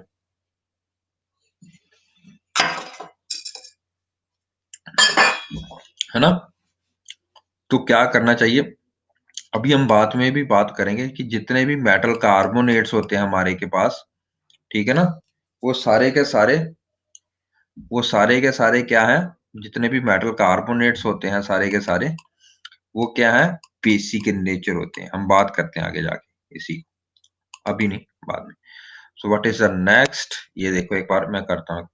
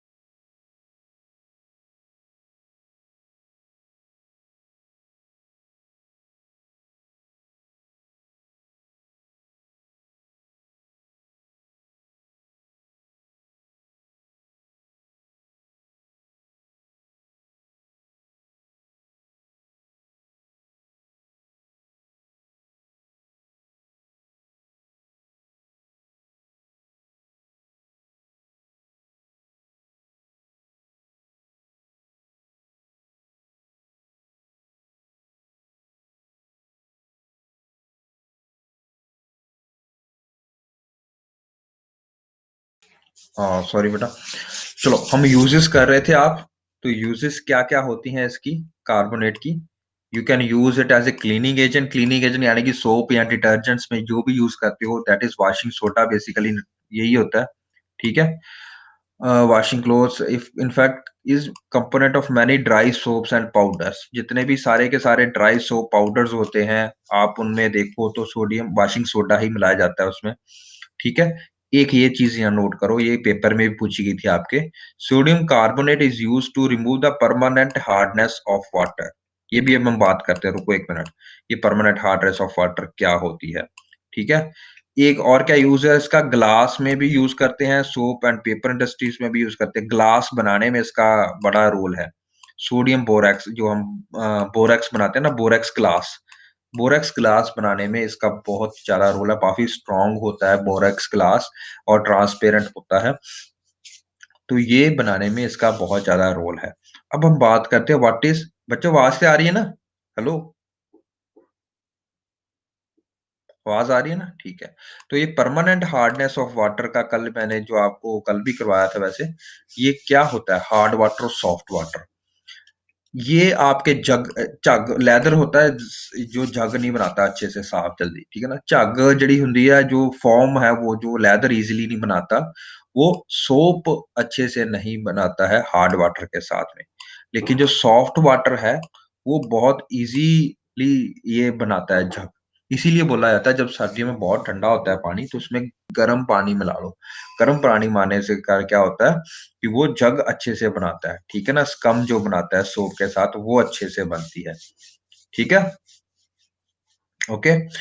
और क्या होता है? आपने घर में देखा कभी सफेद-सफेद सा टूटियों में जम जाता है आपके? अरे बेटा काफ़ी लोग पंजाबी हैं, अब मैं क्या करूँ मेरे को जग का नहीं मतलब पता तो मैं कहाँ से लाऊँ? फ़ोम बोलते हो, फ़ोम समझ लो फिर। ठीक है ना? अब ये मेरे को यार कई बार मैं पंजाबी हूँ तो फिर कभी टच आ ही जाता है ना? तो इसमें मेरे को कई बार appropriately I don't know what is the Hindi word for that. So भावनाओं को समझो, भावनाओं की कदर करो, ठीक है ना? वो साबुन की झाग होती है उसी को समझ लो बस और क्या होता है, ठीक है? चलो फ़ॉर्म फ़ॉर्म समझते हो? फ़ॉर्म ले लो, है ना? तो मैं हिंदी में भी तो जग ही बोलते हैं और क्या बोलते हैं यार? और कुछ बोलते हैं इसमें? और कुछ भी बोलते हैं इसको?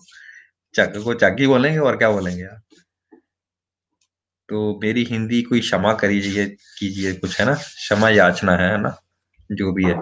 चलो आपने व्हाइटनेस सी देखी होएगी, टूटियों में जम जाती है काफ़ी अगर जब नई टूटी लगाई है तो 1 डेढ़ महीने बाद आप देखते हो कि व्हाइट स्केल से डिपॉज़िट से जमा हो जाते हैं उसके ऊपर, तो आपका वाटर हार्ड होता है, ठीक है ना? हार्ड वाटर को दूर करने के लिए आप क्या डालते हो सोडियम वॉशिंग सोडा डालते हो इसी को रिमूव करने के लिए।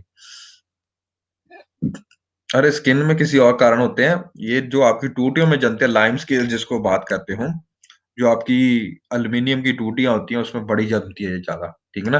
तो उसका ना जो फ्लो है धीरे-धीरे, धीरे-धीरे करके बंद हो जाता है, ये जो इसके कारण जो होता है ना? तो उसका फ्लो कम हो जाता है, आजकल जो फ़ोम वाले आते हैं, आपको पता होगा जो टूटियाँ फ़ोम वाली आती हैं, पुरानी टूटियाँ थोड़ा जो सीधा पानी फेंकती थी, आजकल जो आती हैं वो जग-जग निकालती हैं। देखा होगा आपने। उनके जो पोर होते हैं वो बहुत छोटे होते हैं। पोरों में जाके ये जम जाता है लाइम स्केल, हार्ड वाटर। इसके कारण पो उनका फ्लो कम हो जाता है धीरे-धीरे आफ्टर 1 या 2 वीक्स। तो फिर वो क्या करते हैं कि उनको साफ करना पड़ता है उनके पोरों को और कुछ नहीं होता। फ़ायदा क्या है? पानी कम यूज़ होता है इससे जग वाला पानी यूज़ करोगे तो पानी कम यूज़ होता है आपका। पर वो हार्ड वाटर के कारण लाइम स्केल्स जम जाते हैं, व्हाइटनेस सी जम जाती है। ठीक है ना? तो उसको दूर करने के लिए हम बड़ी चीज़ें यूज़ करते हैं, इसके बारे में बताऊँगा। लाइम स्केल का पता लग गया? इसमें कोई लाइम स्केल नहीं होता है, ठीक है? तो ये आपका झग मार करने के लिए भी और लाइम स्केल यूज़ करने के लिए भी आप ये यूज़ करते हो, ठीक है जी? But contains chemicals good for health and development of teeth and bones and can reduce heart disease, also tastes better and is better for making beer. ठीक है? तो ये देख लो कि ये पानी आपके लिए जो खारा पानी होता है, जो आप नॉर्मली टैप वाटर यूज़ करते हो, वो पानी आपकी सेहत के लिए अच्छा होता है, बशर्ते उसको साफ किया जाए, डिसइन्फेक्ट किया जाए वो पानी आपकी सेहत के लिए अच्छा है, आपके हार्ट के लिए अच्छा है, टीथ और बोन की डेवलपमेंट के लिए बहुत अच्छा है। पर जब ये सारी चीज़ें आप निकाल देते हो, सारी हार्डनेस हार्डनेस क्या होती है मैं अभी बताऊँगा। वो सारे केमिकल्स निकाल देते हो उसके अंदर से जो मिले होते हैं, मिनरल्स निकाल देते हो, तो वो वाटर क्या बन जाएगा? Soft water. इसको आप डाइल्यूटेड वाटर भी बोलते हो या इसको आपने डिस्टिल्ड वाटर भी बोलते हो, डिस्टिल्ड वाटर। लग गया समझ? डिस्टिल्ड वाटर जो बिसलरी का होता है, मीठा-सा वाला पानी, मीठा होता है पानी थोड़ा, है ना? तो ये आपको समझ लग गया होगा। आगे चलते हैं, लेट्स मूव फर्दर। जो परमानेंट एंड टेम्परेरी हार्डनेस है वाटर की, वो कैसे रिमूव की जाती है? हार्डनेस कैन बी टेम्परेरी और परमानेंट, ठीक है ना? Temporary hardness is due to calcium hydrogen carbonate. ये जो कैल्शियम हाइड्रोजन कार्बोनेट होता है ना, CaHCO3, कैल्शियम हाइड्रोजन कार्बोनेट, ठीक है ना? इसके कारण होती है ये टेम्परेरी हार्डनेस, ठीक है ना? टेम्परेरी हार्डनेस वाटर में ये सारे साल्ट्स मिले होते हैं, लाइक कैल्शियम हाइड्रोजन कार्बोनेट, ठीक है ना? कैल्शियम कार्बोनेट, ठीक है ना? हाइड्रोजन कार्बोनेट, हाइड्रोजन सल्फोरस एसिड, ठीक है ना? ये सारा कुछ बहुत सारे सल्फरस साल्ट मिले होते हैं, कैल्शियम सल्फेट मिला होता है, ठीक है ना? बहुत सारे वो कार ही देखनी है डैडी को, वो खा, ठीक है। तो ये जो हाइड्रोजन कार्बोनेट है या कार्बोनेट आयंस है, ये काफी ज्यादा ये टेम्परेरी होते हैं। ये तो रिमूव कर सकते हो आप, ठीक है ना, कार्बोनेट के साथ में, ठीक है, डन। ये कहाँ से रिमूव कर सकते हो? इसके लिए आप चाहे बॉयल कर लो वाटर को, तब भी घुल जाते हैं ये, तभी भी देखा होगा नीचे घुल जाते हैं, ठीक है। जो स्केलिंग करता है, कैल्शियम कार्बोनेट होता है, हमेशा याद करो। Let me remove it and let me explain it to you, क्या होता है, क्या प्रोसेस। जो आपने पानी लिया ना, एक टैप वाटर, अगर एक ग्लास में टैप वाटर लेते हो आप, तो उसमें दो तरह के साल्ट मिले होते हैं। कौन कौन से साल्ट होते हैं? यानी कि कार्बोनेट, मेटल कार्बोनेट्स, ठीक है, हाइड्रोजन कार्बोनेट्स, ठीक है, कार्बोनेट्स, हाइड्रोजन कार्बोनेट्स, और दूसरी तरह का मिला होता है सल्फेट्स, ठीक है, सल्फेट्स हो गया, ठीक है, ये चीजें होगी। और भी इसके साथ हो गया, मैग्नीशियम सल्फेट हो गया, मैग्नीशियम पोटेशियम सल्फेट हो गया, कैल्शियम सल्फेट हो गया, और भी सारे सल्फेट्स होते हैं, मिनरलेट्स होते हैं, और भी सारे होते हैं जो इसके साथ मिले होते हैं। जो कार्बोनेट्स हैं और जो हाइड्रोकार्बोनेट्स हैं, ये टेम्परेरी होते हैं। यानी कि अगर आप पानी को बॉयल करोगे ना, सिंपल, तो आप देखते हो, नहीं मानना,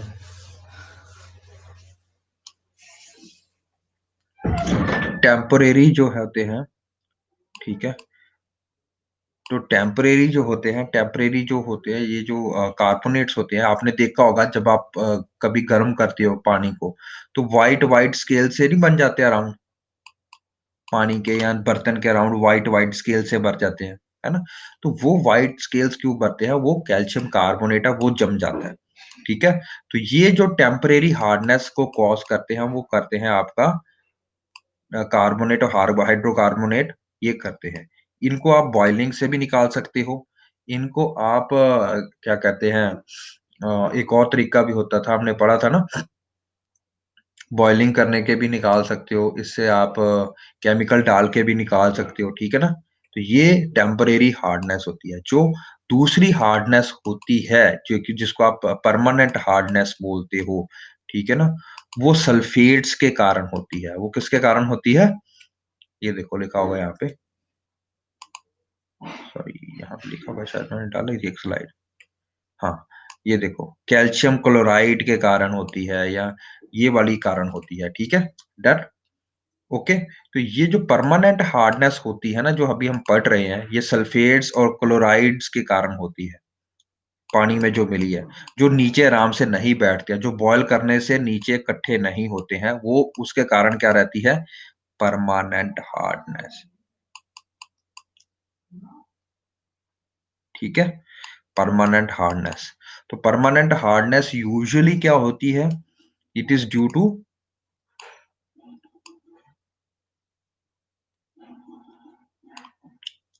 ठीक है, permanent hardness it is due to the use of sulphates and chlorides. तो मेटल ही होंगे ना, CaCl2 हो गया, CaSO4 हो गया, इनके कारण, ये गर्मी के कारण या इसको जब आप टेम्परेचर देते हो तो ये ठीक नहीं होती हैं। ठीक है, ये ऐसी की ऐसी बनी रहती हैं। ठीक है, ओके, डन डन डन, लग गई समझ। तो इसको रिमूव करने के लिए आप क्या करते हो, sodium bicarbonate, sorry, washing soda डालते हो, सोडियम कार्बोनेट। ठीक है, ये जब इसके साथ रिएक्ट करता है तो एक साल्ट बना देता है। ठीक है, यही साल्ट जो होती है, ये जो साल्ट होती है, ये आपका नीचे डिपॉजिट हो जाता है जाके। ठीक है, और इसी कारणवश अब हम बोलेंगे ये सॉफ्ट वाटर हो गया। तो हमने कहा कि जो आपका टैप वाटर आता है सबसे पहले, उसमें दो तरह, काफी तरह के मिनरल्स ऐड होते हैं, जैसे कि carbonates, hydrogen carbonate, sulphates and chlorides, ये सारे मिक्सअप होते हैं। ठीक है ना, जो आप नॉर्मल पानी यूज करते हो। लेकिन जब ये दोनों सारे हार्ड वाटर ही हैं, लेकिन जो टेम्परेरी हार्डनेस है, यानी कि टेम्परेरी मतलब अगर आप उसको गर्म करोगे पानी को, तो आपका जो कैल्शियम कार्बोनेट्स, हाइड्रोजन कार्बोनेट्स है, वो राउंड पतीले के अराउंड कैल्शियम व्हाइट व्हाइट परतों में जम जाता है। ठीक है, तो वो कैल्शियम कार्बोनेट्स तो बड़े आराम से रिमूव हो सकता है गर्म करके भी पानी। ठीक है ना, बट जो परमानेंट हार्डनेस है, जो कि हार्डनेस है, इसका मतलब नहीं कि सख्त हो गया पानी, इसका मतलब ये है कि उसमें जो साल्ट्स हैं वो है, वो कैसे रिमूव कर सकते हैं। तो उसको हम रिमूव कर सकते हैं by adding water, sodium, sorry क्या नाम था इसका, washing soda, by adding washing soda. तो वॉशिंग सोडा जब इसमें आल्ट साल्ट करोगे तो वो साल्ट बना देगा, उनको नीचे डिपॉजिट कर देगा, जो ऊपर वाटर रह जाएगा that is will be pure. एक ये चीज होती है। दूसरा होता है जो इस बार पेपर में पूछा गया था, ion exchange method. Ion exchange क्या, फिर इलेक्ट्रोलिसिस कर दो। क्या काम, कोई नई बात करनी है क्या? कोई बात नहीं, नहीं करनी, वही जो हमने पहले एक्सप्लेन किया आपको वही करना है, ये वाला ऐसा करके सोल्यूशन बनाना है। ठीक है, ये वाला समझ रहे हो। फिर दो रोड्स होंगी। ठीक है, एक में कैल्शियम डिपॉजिट हो जाएगा, एक में क्या डिपॉजिट होगा, क्लोराइड डिपॉजिट हो जाएगा। समझ लग गया ना। जब आप वाटर डालोगे इसमें, वाटर में जो कैल्शियम और क्लोराइड मिला हुआ है, कैल्शियम कहाँ पे डिपॉजिट होगा, एनोड में या कैथोड में, बताओ जल्दी जल्दी जल्दी।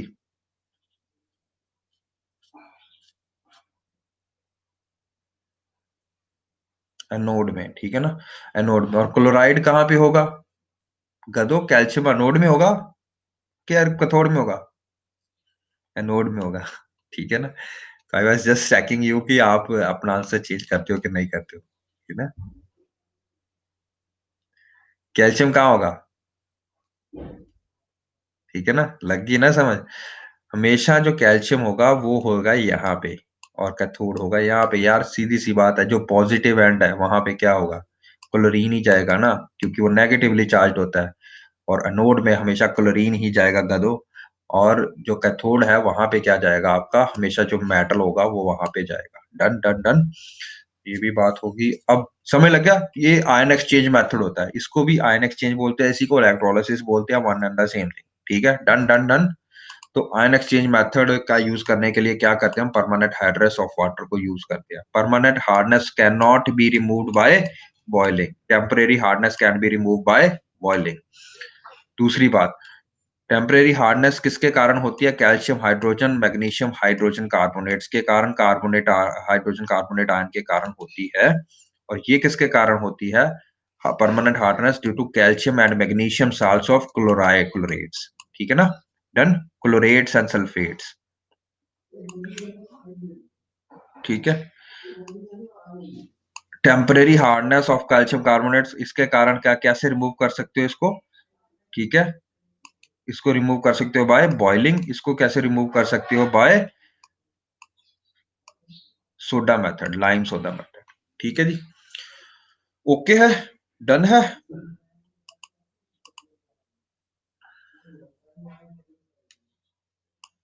Baking soda.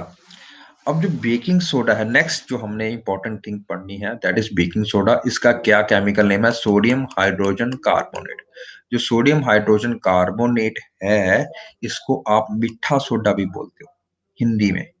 आपके हलवाई को कभी आपने दिया होगा मीठा सोडा लाके, है ना। कि भैया ये अगर आपने खाना बनाना है तो मीठा सोडा बीच में डालना, वो देता है आपको लिख के, है ना। तो मीठा सोडा जो होता है, ये आपका जो चने बनाते हो ना कई बार आप, है ना, सफेद चने बनाते हो, सफेद चनों को गलाने के लिए भी इसका काम यूज करते हैं, ठीक है।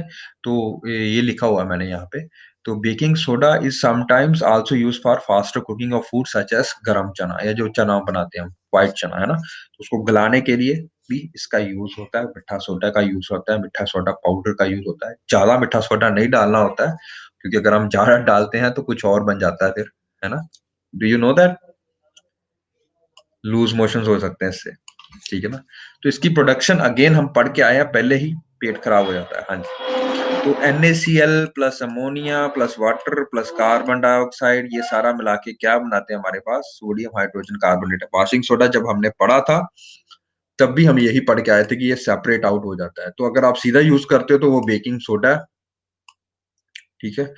अगर आप इसको गर्म कर लेते हो बाद में तो वो क्या बना देता है? Washing soda.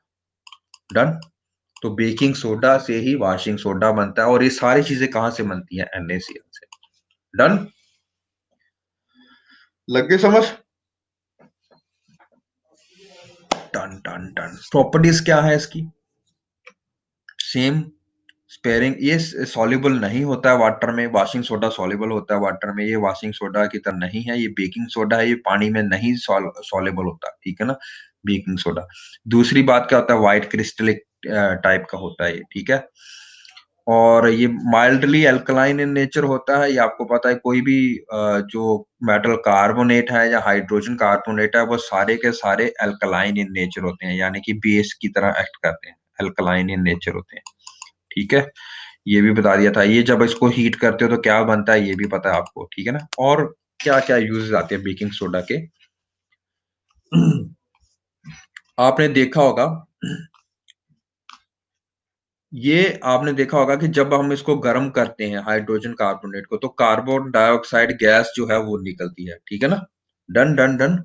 तो आपने देखा होगा कि कई बार जो आप ये ठंडा ठंडा जो आप लेते हो, कोका कोला या लिम्का लेते हो, अगर वो गर्म हो, अगर वो गर्मी में रखो, आप बाहर रखो, तो गर्मी में रखो, जैसे हमारे यहाँ पे 40-45 डिग्री की गर्मी होती है आराम से, तो वो सारे का सारा होता क्या है? इस फॉर्मेट में होता है, NaHCO3 के फॉर्मेट में। जब उसको आप गर्म करोगे, यानी कि हीट कर रहे हो, तो बाहर क्या निकल रही है? ये देखो, लग रहा है ना, कार्बन डाइऑक्साइड बाहर निकल जाती है। जब कार्बन डाइऑक्साइड बाहर निकल जाती है, तो उसका जो आपको गले में लगता है ना, वो चीज नहीं लगेगी, सिर्फ मीठा पानी लगेगा। समझ रहे हो?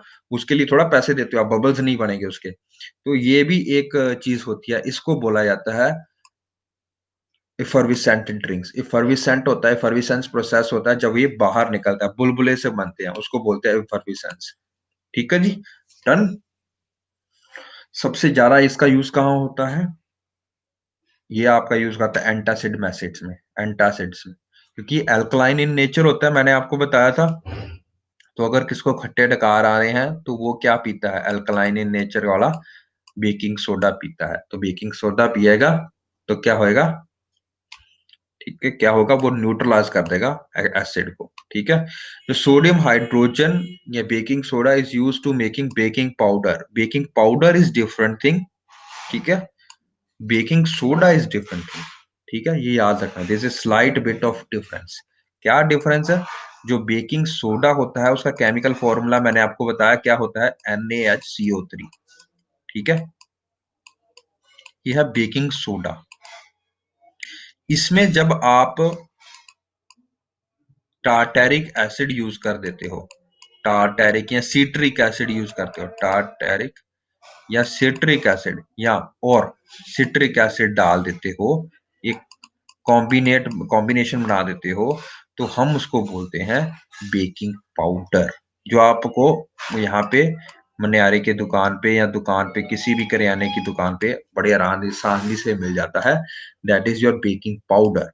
बेकिंग पाउडर आप कहाँ यूज करते हो? फिर ब्रेड बनाने में भी यूज कर सकते हो, केक बनाने में भी यूज कर सकते हो, जहां पे भी आपको चीज फुलानी होती है, आटे को फुलाना होता है, वहां पे आप यूज करते हो। डन। लग गई समझ? हेलो।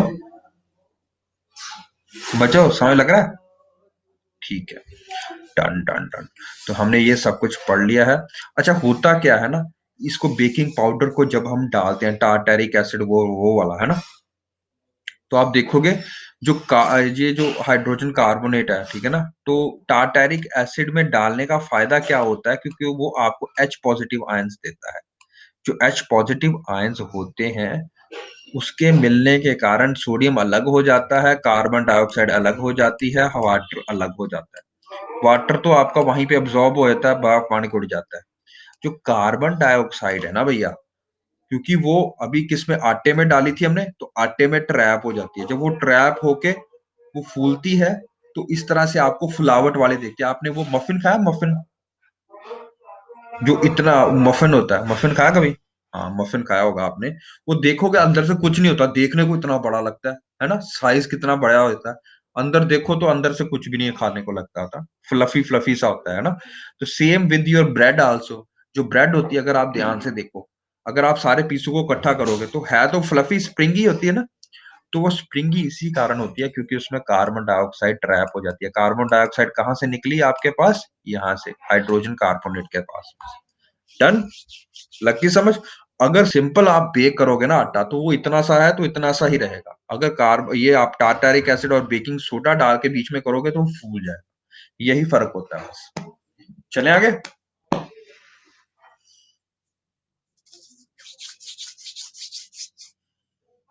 चलो, कार्बन डाइऑक्साइड भी होगी होगी, ये देखा होगा, ये देखा होगा, ये तो खाया होगा ना आपने। ये इसी को मफिन बोलते हैं। ठीक है, तो टार्टारिक एसिड होता है, तो वो ये काम करता है। ठीक है, चले आगे। ओके,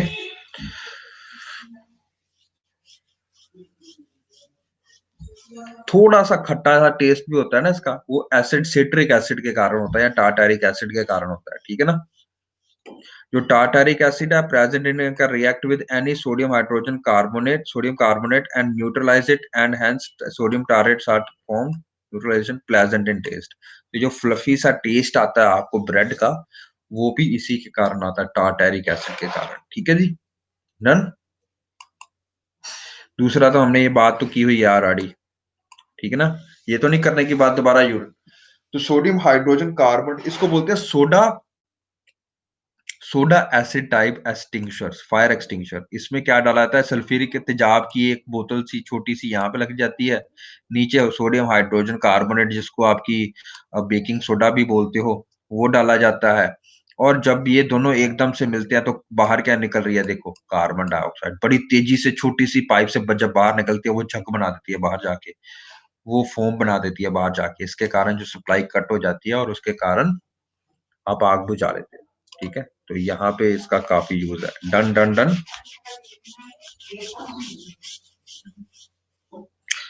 ठीक है। अच्छा, इससे पहले कि हम आगे वाला पढ़ें, या जिसको ब्लीचिंग पाउडर पढ़ते हैं, उससे पहले आपको पता होना चाहिए ब्लीचिंग एजेंट और डिसइंफेक्टेंट में क्या फर्क है। ठीक है, ये substance which remove colours from the coloured substances is known as, and making them colourless is known as bleaching agent. Bleaching agent का क्या काम होता है, जो कलर्ड सब्सटेंसेस से, कपड़ों से कलर उठा लेता है, कलर लेस बना देता है उनको, that is known as bleaching agent. ठीक है, in other words, bleaching agent decolourise coloured substances. और डिसइंफेक्टेंट क्या काम करता है, वो बैक्टीरिया को मारने का काम करता है। ठीक है ना, ये इंपॉर्टेंट बात समझने की। जैसे ये आपके पास एक प्रिंट है, ये है कलर्ड वाला, इसके ऑपोजिट जो बनेगा, वो क्या बनेगा, समझ लग गई है? तो कपड़ों की ब्राइटनेस और शाइननेस को मेंटेन करने के लिए यही काम करते हैं। ठीक है जी, done done done. Bleaching powder का ये काम होता है, ब्लीचिंग एजेंट का। ठीक है जी। तो ब्लीचिंग पाउडर का क्या नाम होता है, केमिकल, कैल्शियम ऑक्सीक्लोराइड का नाम भी बोलते हैं, ऑक्सीक्लोराइड। ओके, तो क्लोरीन भी होती है, कैल्शियम भी होता है, ऑक्सीजन भी होती है। कहाँ से बनती है ये? स्लेक्ड लाइम पता था ना, किसको बोलते हैं हम? कैल्शियम हाइड्रोक्साइड को, बेसिक होता है जो। उसमें जब आप क्लोरीन जो हमने भरी भरी थी टैंक में, जो हमारे पास NaCl का हमने हाइड्रोलिसिस करके बनाई थी, इलेक्ट्रोलिसिस करके, तो उसको जब रिएक्ट कराते हो, तो क्या बन जाता है हमारे पास? Bleaching powder. ठीक है जी।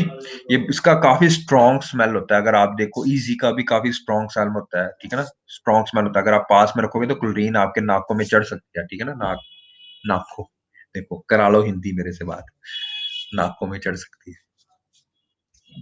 चलो आगे चलते हैं।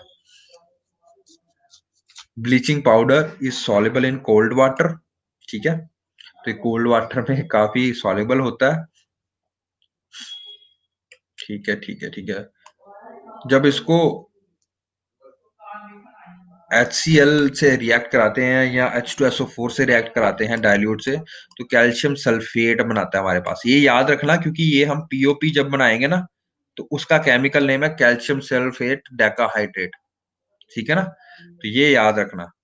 पीओपी बनाने में इसको भी यूज करते हैं, तो पीओपी बनाने में भी यूज कर सकते हैं। ये क्लोरीन गैस दोबारा बन रही है, देखो दोबारा क्लोरीन गैस करती है, इसको फिर स्टोर करके रख सकते हो, फिर दोबारा इसी के बनाने में यूज कर सकते हो, ठीक है। तो जब हम कैल्शियम ऑक्सीक्लोराइड यानी कि ब्लीचिंग पाउडर को सल्फ्यूरिक एसिड के साथ मिलाते हैं, तो हम क्या बना सकते हैं, पीओपी भी बना सकते हैं, ठीक है ना। Done done done. और इसका क्या यूज होता है ये मैंने बता दिया। Real bleaching agent present in the bleaching powder is chlorine. देखो ब्लीचिंग पाउडर का क्या है फॉर्मूला, दिस, ठीक है, बट इसमें से सारा ये प्रोडक्ट काम नहीं करता। ब्लीचिंग का काम कौन करता है, क्लोरीन। याद रखो हमेशा, जब भी ब्लीचिंग को यूज करना होगा तो आपको क्लोरीन का ही, ब्लीचिंग एजेंट कौन सा है, क्लोरीन। क्लोरीन जब बनेगी तभी आप इसमें ये ब्लीचिंग एजेंट की तरह काम करेगा, ठीक है जी। डन। तो bleaching powder is used for bleaching cotton and linen in textile industry और for bleaching wood pulp into paper industry. तो पेपर के कलरलेस देने के लिए का जो काम करता है, वो भी पेपर में इंडस्ट्री में उसकी मेंटेनेंस करने के लिए, वाइट वाइट देखने के लिए आपको ब्लीचिंग एजेंट ही यूज करते हो उसमें। इज यूज फॉर डिसइंफेक्टिंग, ये आपको पता है, डिसइंफेक्टिंग के लिए यूज करते हैं। Bleaching powder is use for making chloroform, chloroform जो बेहोश करने की दवाई होती है, उसको बनाने के लिए भी यूज करते हैं हम। Bleaching powder use for making wool unshrinkable. आपको पता है ना, जब आप नॉर्मल पानी में अपने कपड़े धोते हो विदाउट इजी, इजी से ब्लीचिंग पाउडर और ब्लीचिंग एजेंट, ठीक है ना, तो क्या होता है, वो सिकुड़ जाते हैं, सिकुड़ जाते होंगे, आपने देखा होगा, वो सिकुड़ जाते हैं, छोटे हो जाते हैं। तभी आप उसमें जब भी स्वेटर डालते हो, तो उसमें कोई भी वूलन चीज डालते हो, तो उसमें आपको इजी डालना ही पड़ता है। और इजी की अगर आप स्मेल देखोगे नाक के पास ले जाके, काफी तेज स्मेल होती है उसकी, नाक में चढ़ती है एकदम से, ठीक है ना। तो वो अनश्रिंकेबल बनाने के लिए भी काफी इसका यूज किया जाता है। और एज एन ऑक्सीडाइजिंग एजेंट भी यूज किया जाता है केमिकल इंडस्ट्री में। ऑक्सीडाइजिंग मतलब जो कि गेन ऑफ द इलेक्ट्रॉन्स करता है। चले आगे। जो इलेक्ट्रॉन को अब्सॉर्ब करता है, क्योंकि क्लोरीन अगर आप जनरल प्रॉपर्टी देखो तो क्लोरीन आयन जो होता है वो एक्सेप्ट करता है, गेन ऑफ इलेक्ट्रॉन्स होते हैं, ठीक है। तो जहाँ पे भी गेन ऑफ इलेक्ट्रॉन्स होएगा वो होएगा ऑक्सीडेशन, जहाँ पे लूज ऑफ इलेक्ट्रॉन होएगा वहां पे रिडक्शन। ऑक्सीडेशन रिडॉक्स रिएक्शन अभी हम करने हैं, तो तब हम करेंगे, ठीक है। Done done done. Now plaster of Paris, same to same चीज। प्लास्टर ऑफ पेरिस हमने पिछली बार ही बना चुके हैं, जब हम कैल्शियम ऑक्सीक्लोराइड को क्या करते हैं, ये देखो, कैल्शियम ऑक्सीक्लोराइड को सल्फ्यूरिक एसिड से मिलाते हैं, ठीक है, तो ये बना देता है हमारे पास कैल्शियम हाफ हाइड्रेट, ठीक है। जो इसका एक्चुअल नेम होता है प्लास्टर का, प्लास्टर ऑफ पेरिस का एक्चुअल नेम क्या है, let me get you. Calcium sulphate, sulphate hemihydrate भी बोलते हैं या हाफ हाइड्रेट भी बोलते हैं, ठीक है। हेमी हाइड्रेट, हेमी मतलब हाफ, हाइड्रेट मतलब H2O, याद है डेका हाइड्रेट का क्या मतलब था और हेमी हाइड्रेट का क्या मतलब है, ठीक है। तो प्लास्टर ऑफ पेरिस का एक्चुअल फॉर्मूला ये है, ठीक है। बट नॉर्मली जो हमारे पास बनता है वो इस प्रोसेस से बनता है, वो CaSO4.2H2O बनता है, डाईहाइड्रेट, ठीक है जी। Okay. Plaster of Paris is prepared from, POP भी बोला जाता है इसको, जिप्सम से बनाया जाता है। जिप्सम में जब आप, जिप्सम का नॉर्मल फॉर्मूला क्या होता है ये देख लो, कैल्शियम सल्फेट डाईहाइड्रेट, ये होता है जिप्सम वाला, ठीक है ना। तो कैल्शियम सल्फेट डाईहाइड्रेट जो बनता है आपके पास, जिसको आप जिप्सम भी बोलते हो, ठीक है, ओके। तो वो सारे का सारा क्या आप यूज करते हो, वो कहाँ पे यूज करते हो, ये वाटर ऑफ क्रिस्टलाइजेशन होता है। जब इसमें आप गर्म करोगे, कितना गर्म करना है, इतना ही गर्म करना है 100 डिग्री सेल्सियस पे। अगर आप इस आपने 105 डिग्री कर दिया तो वो प्लास्टर ऑफ पेरिस नहीं रहेगा, वो जम जाएगा, वो काला काला सा बन जाता है फिर, ठीक है ना। तो वो आपका कहीं का यूज का नहीं रहेगा, तो आपको सेट टेम्परेचर पे ही उसको गर्म करना होता है, इसी कारण बस। ठीक है, एक बात मैं यहाँ पे आपको बोल दूं और आपने पल्ले बांध लेनी है, क्या बात है। देखो सारे के सारे जितने भी कैल्शियम, जितने भी मेटल है, कैल्शियम, सोडियम, पोटेशियम, ठीक है, जितने भी पढ़ते हैं, लिथियम, ठीक है ना, ये सारे के सारे जितने भी मेटल्स हैं हमारे पास, इनके जितने भी कार्बोनेट्स हैं, सल्फेट्स हैं, ठीक है ना, जितने भी हमने पढ़ने हैं कार्बोनेट्स, सल्फेट्स, ठीक है ना, ये सारे के सारे क्या होंगे, मेटल, सॉरी, बेसिक होंगे। इनका नेचर क्या होगा, बेसिक होगा, या इनका हाइड्रोजन कार्बोनेट HCO3, ठीक है ना। जितने भी इनके बनेंगे products, they all will be basic in nature, याद रखो, ठीक है। और ये यूपीएससी ने क्वेश्चन डाला हुआ है। अब मेरे को बताओ, ये किसका फॉर्मूला है,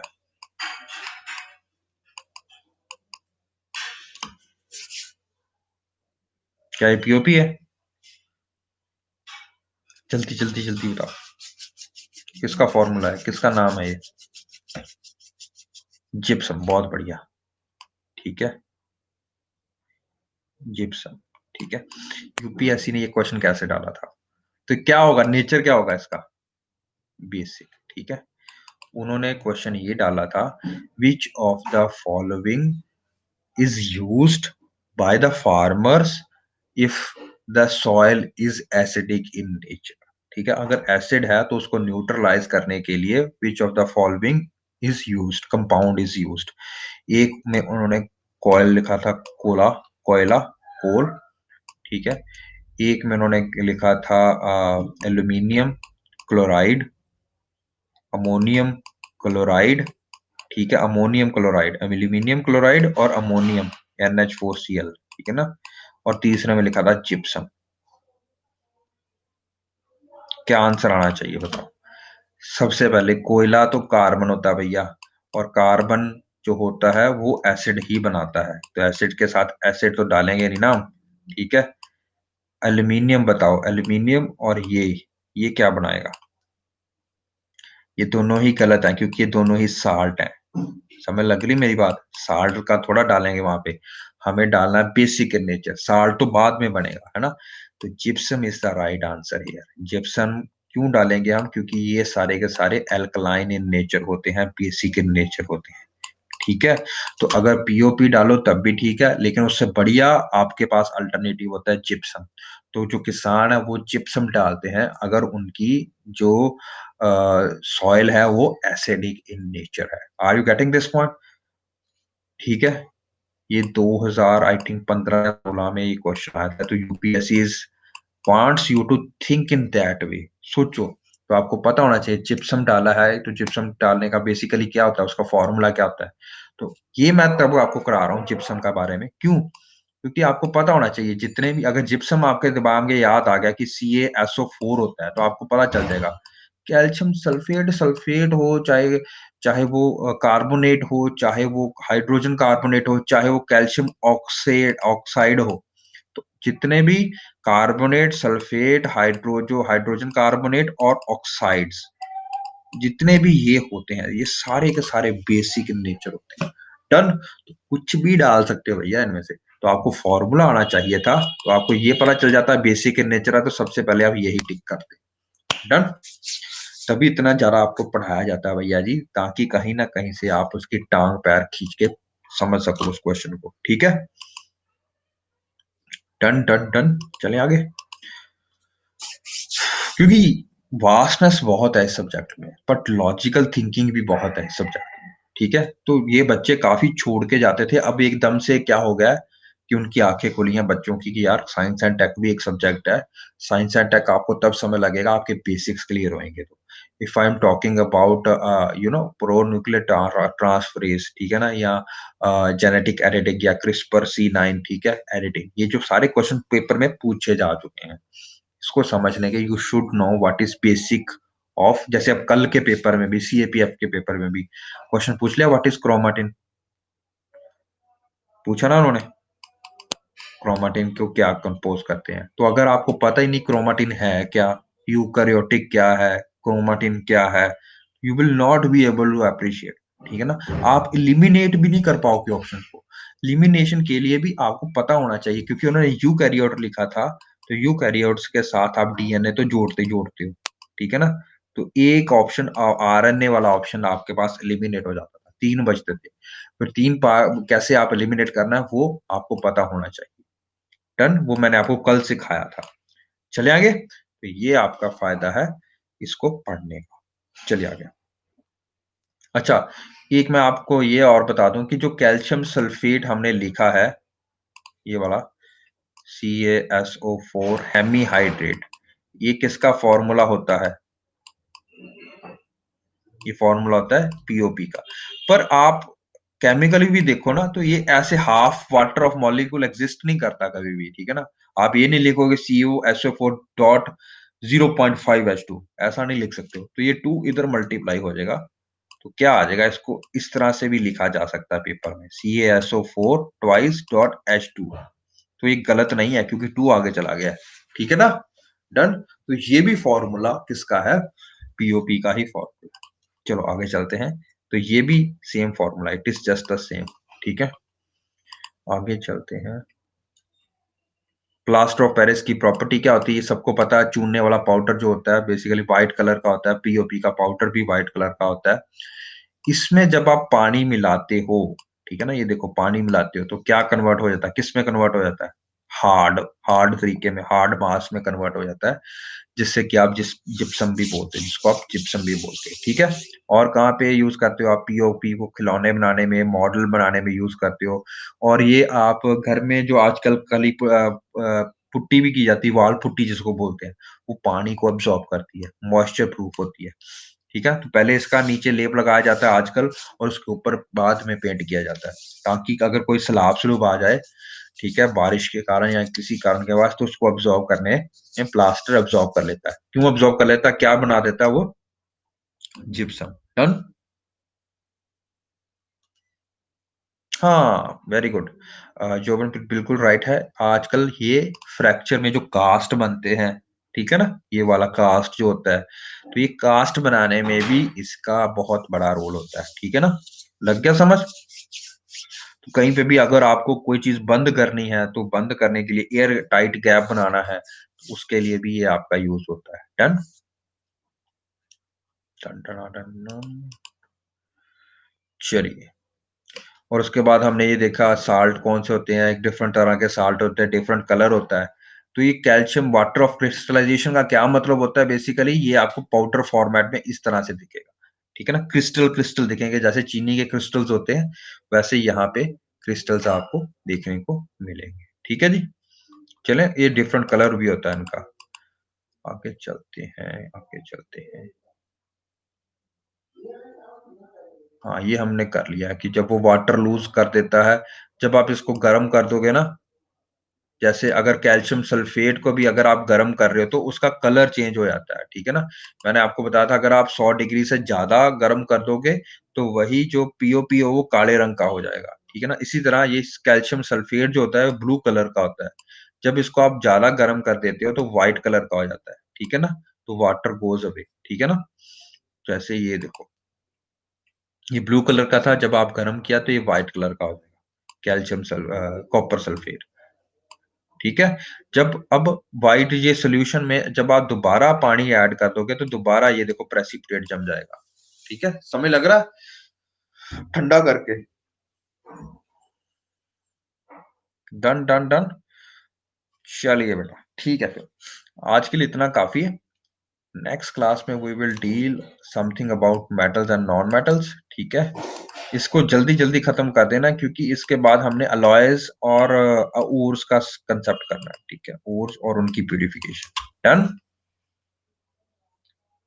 और लग रहा है समझ, बाउंसर तो नहीं पड़ रहे। केमिस्ट्री इज इजी यार, केमिस्ट्री तो बहुत इजी है। कभी लास्ट के लिए रखे इसको। ठीक है। आई थिंक अब आपका बेस बन चुका होगा। काफी काफी बच्चे बोलते हैं कि सर अब काफी फुल टॉस ही है, छक्का मारोगे फिर। फ्राइडे को क्या है? फ्राइडे को क्लास है मेरी, ठीक है। डन। अच्छा क्रिसमस है उस दिन। Let me let me ask with me ma'am, ma'am से मैं पूछता हूँ कि आप क्रिसमस के दिन रखना चाहते हैं कि नहीं classes. Let me ask ma'am. ठीक है। फिर अगर नहीं होएगा तो आपको सैटरडे का कर लेंगे या संडे का कोई एक दिन कर लेंगे, ठीक है, कोई इशू नहीं। डन। चलो। ओके बाय बाय बेटा।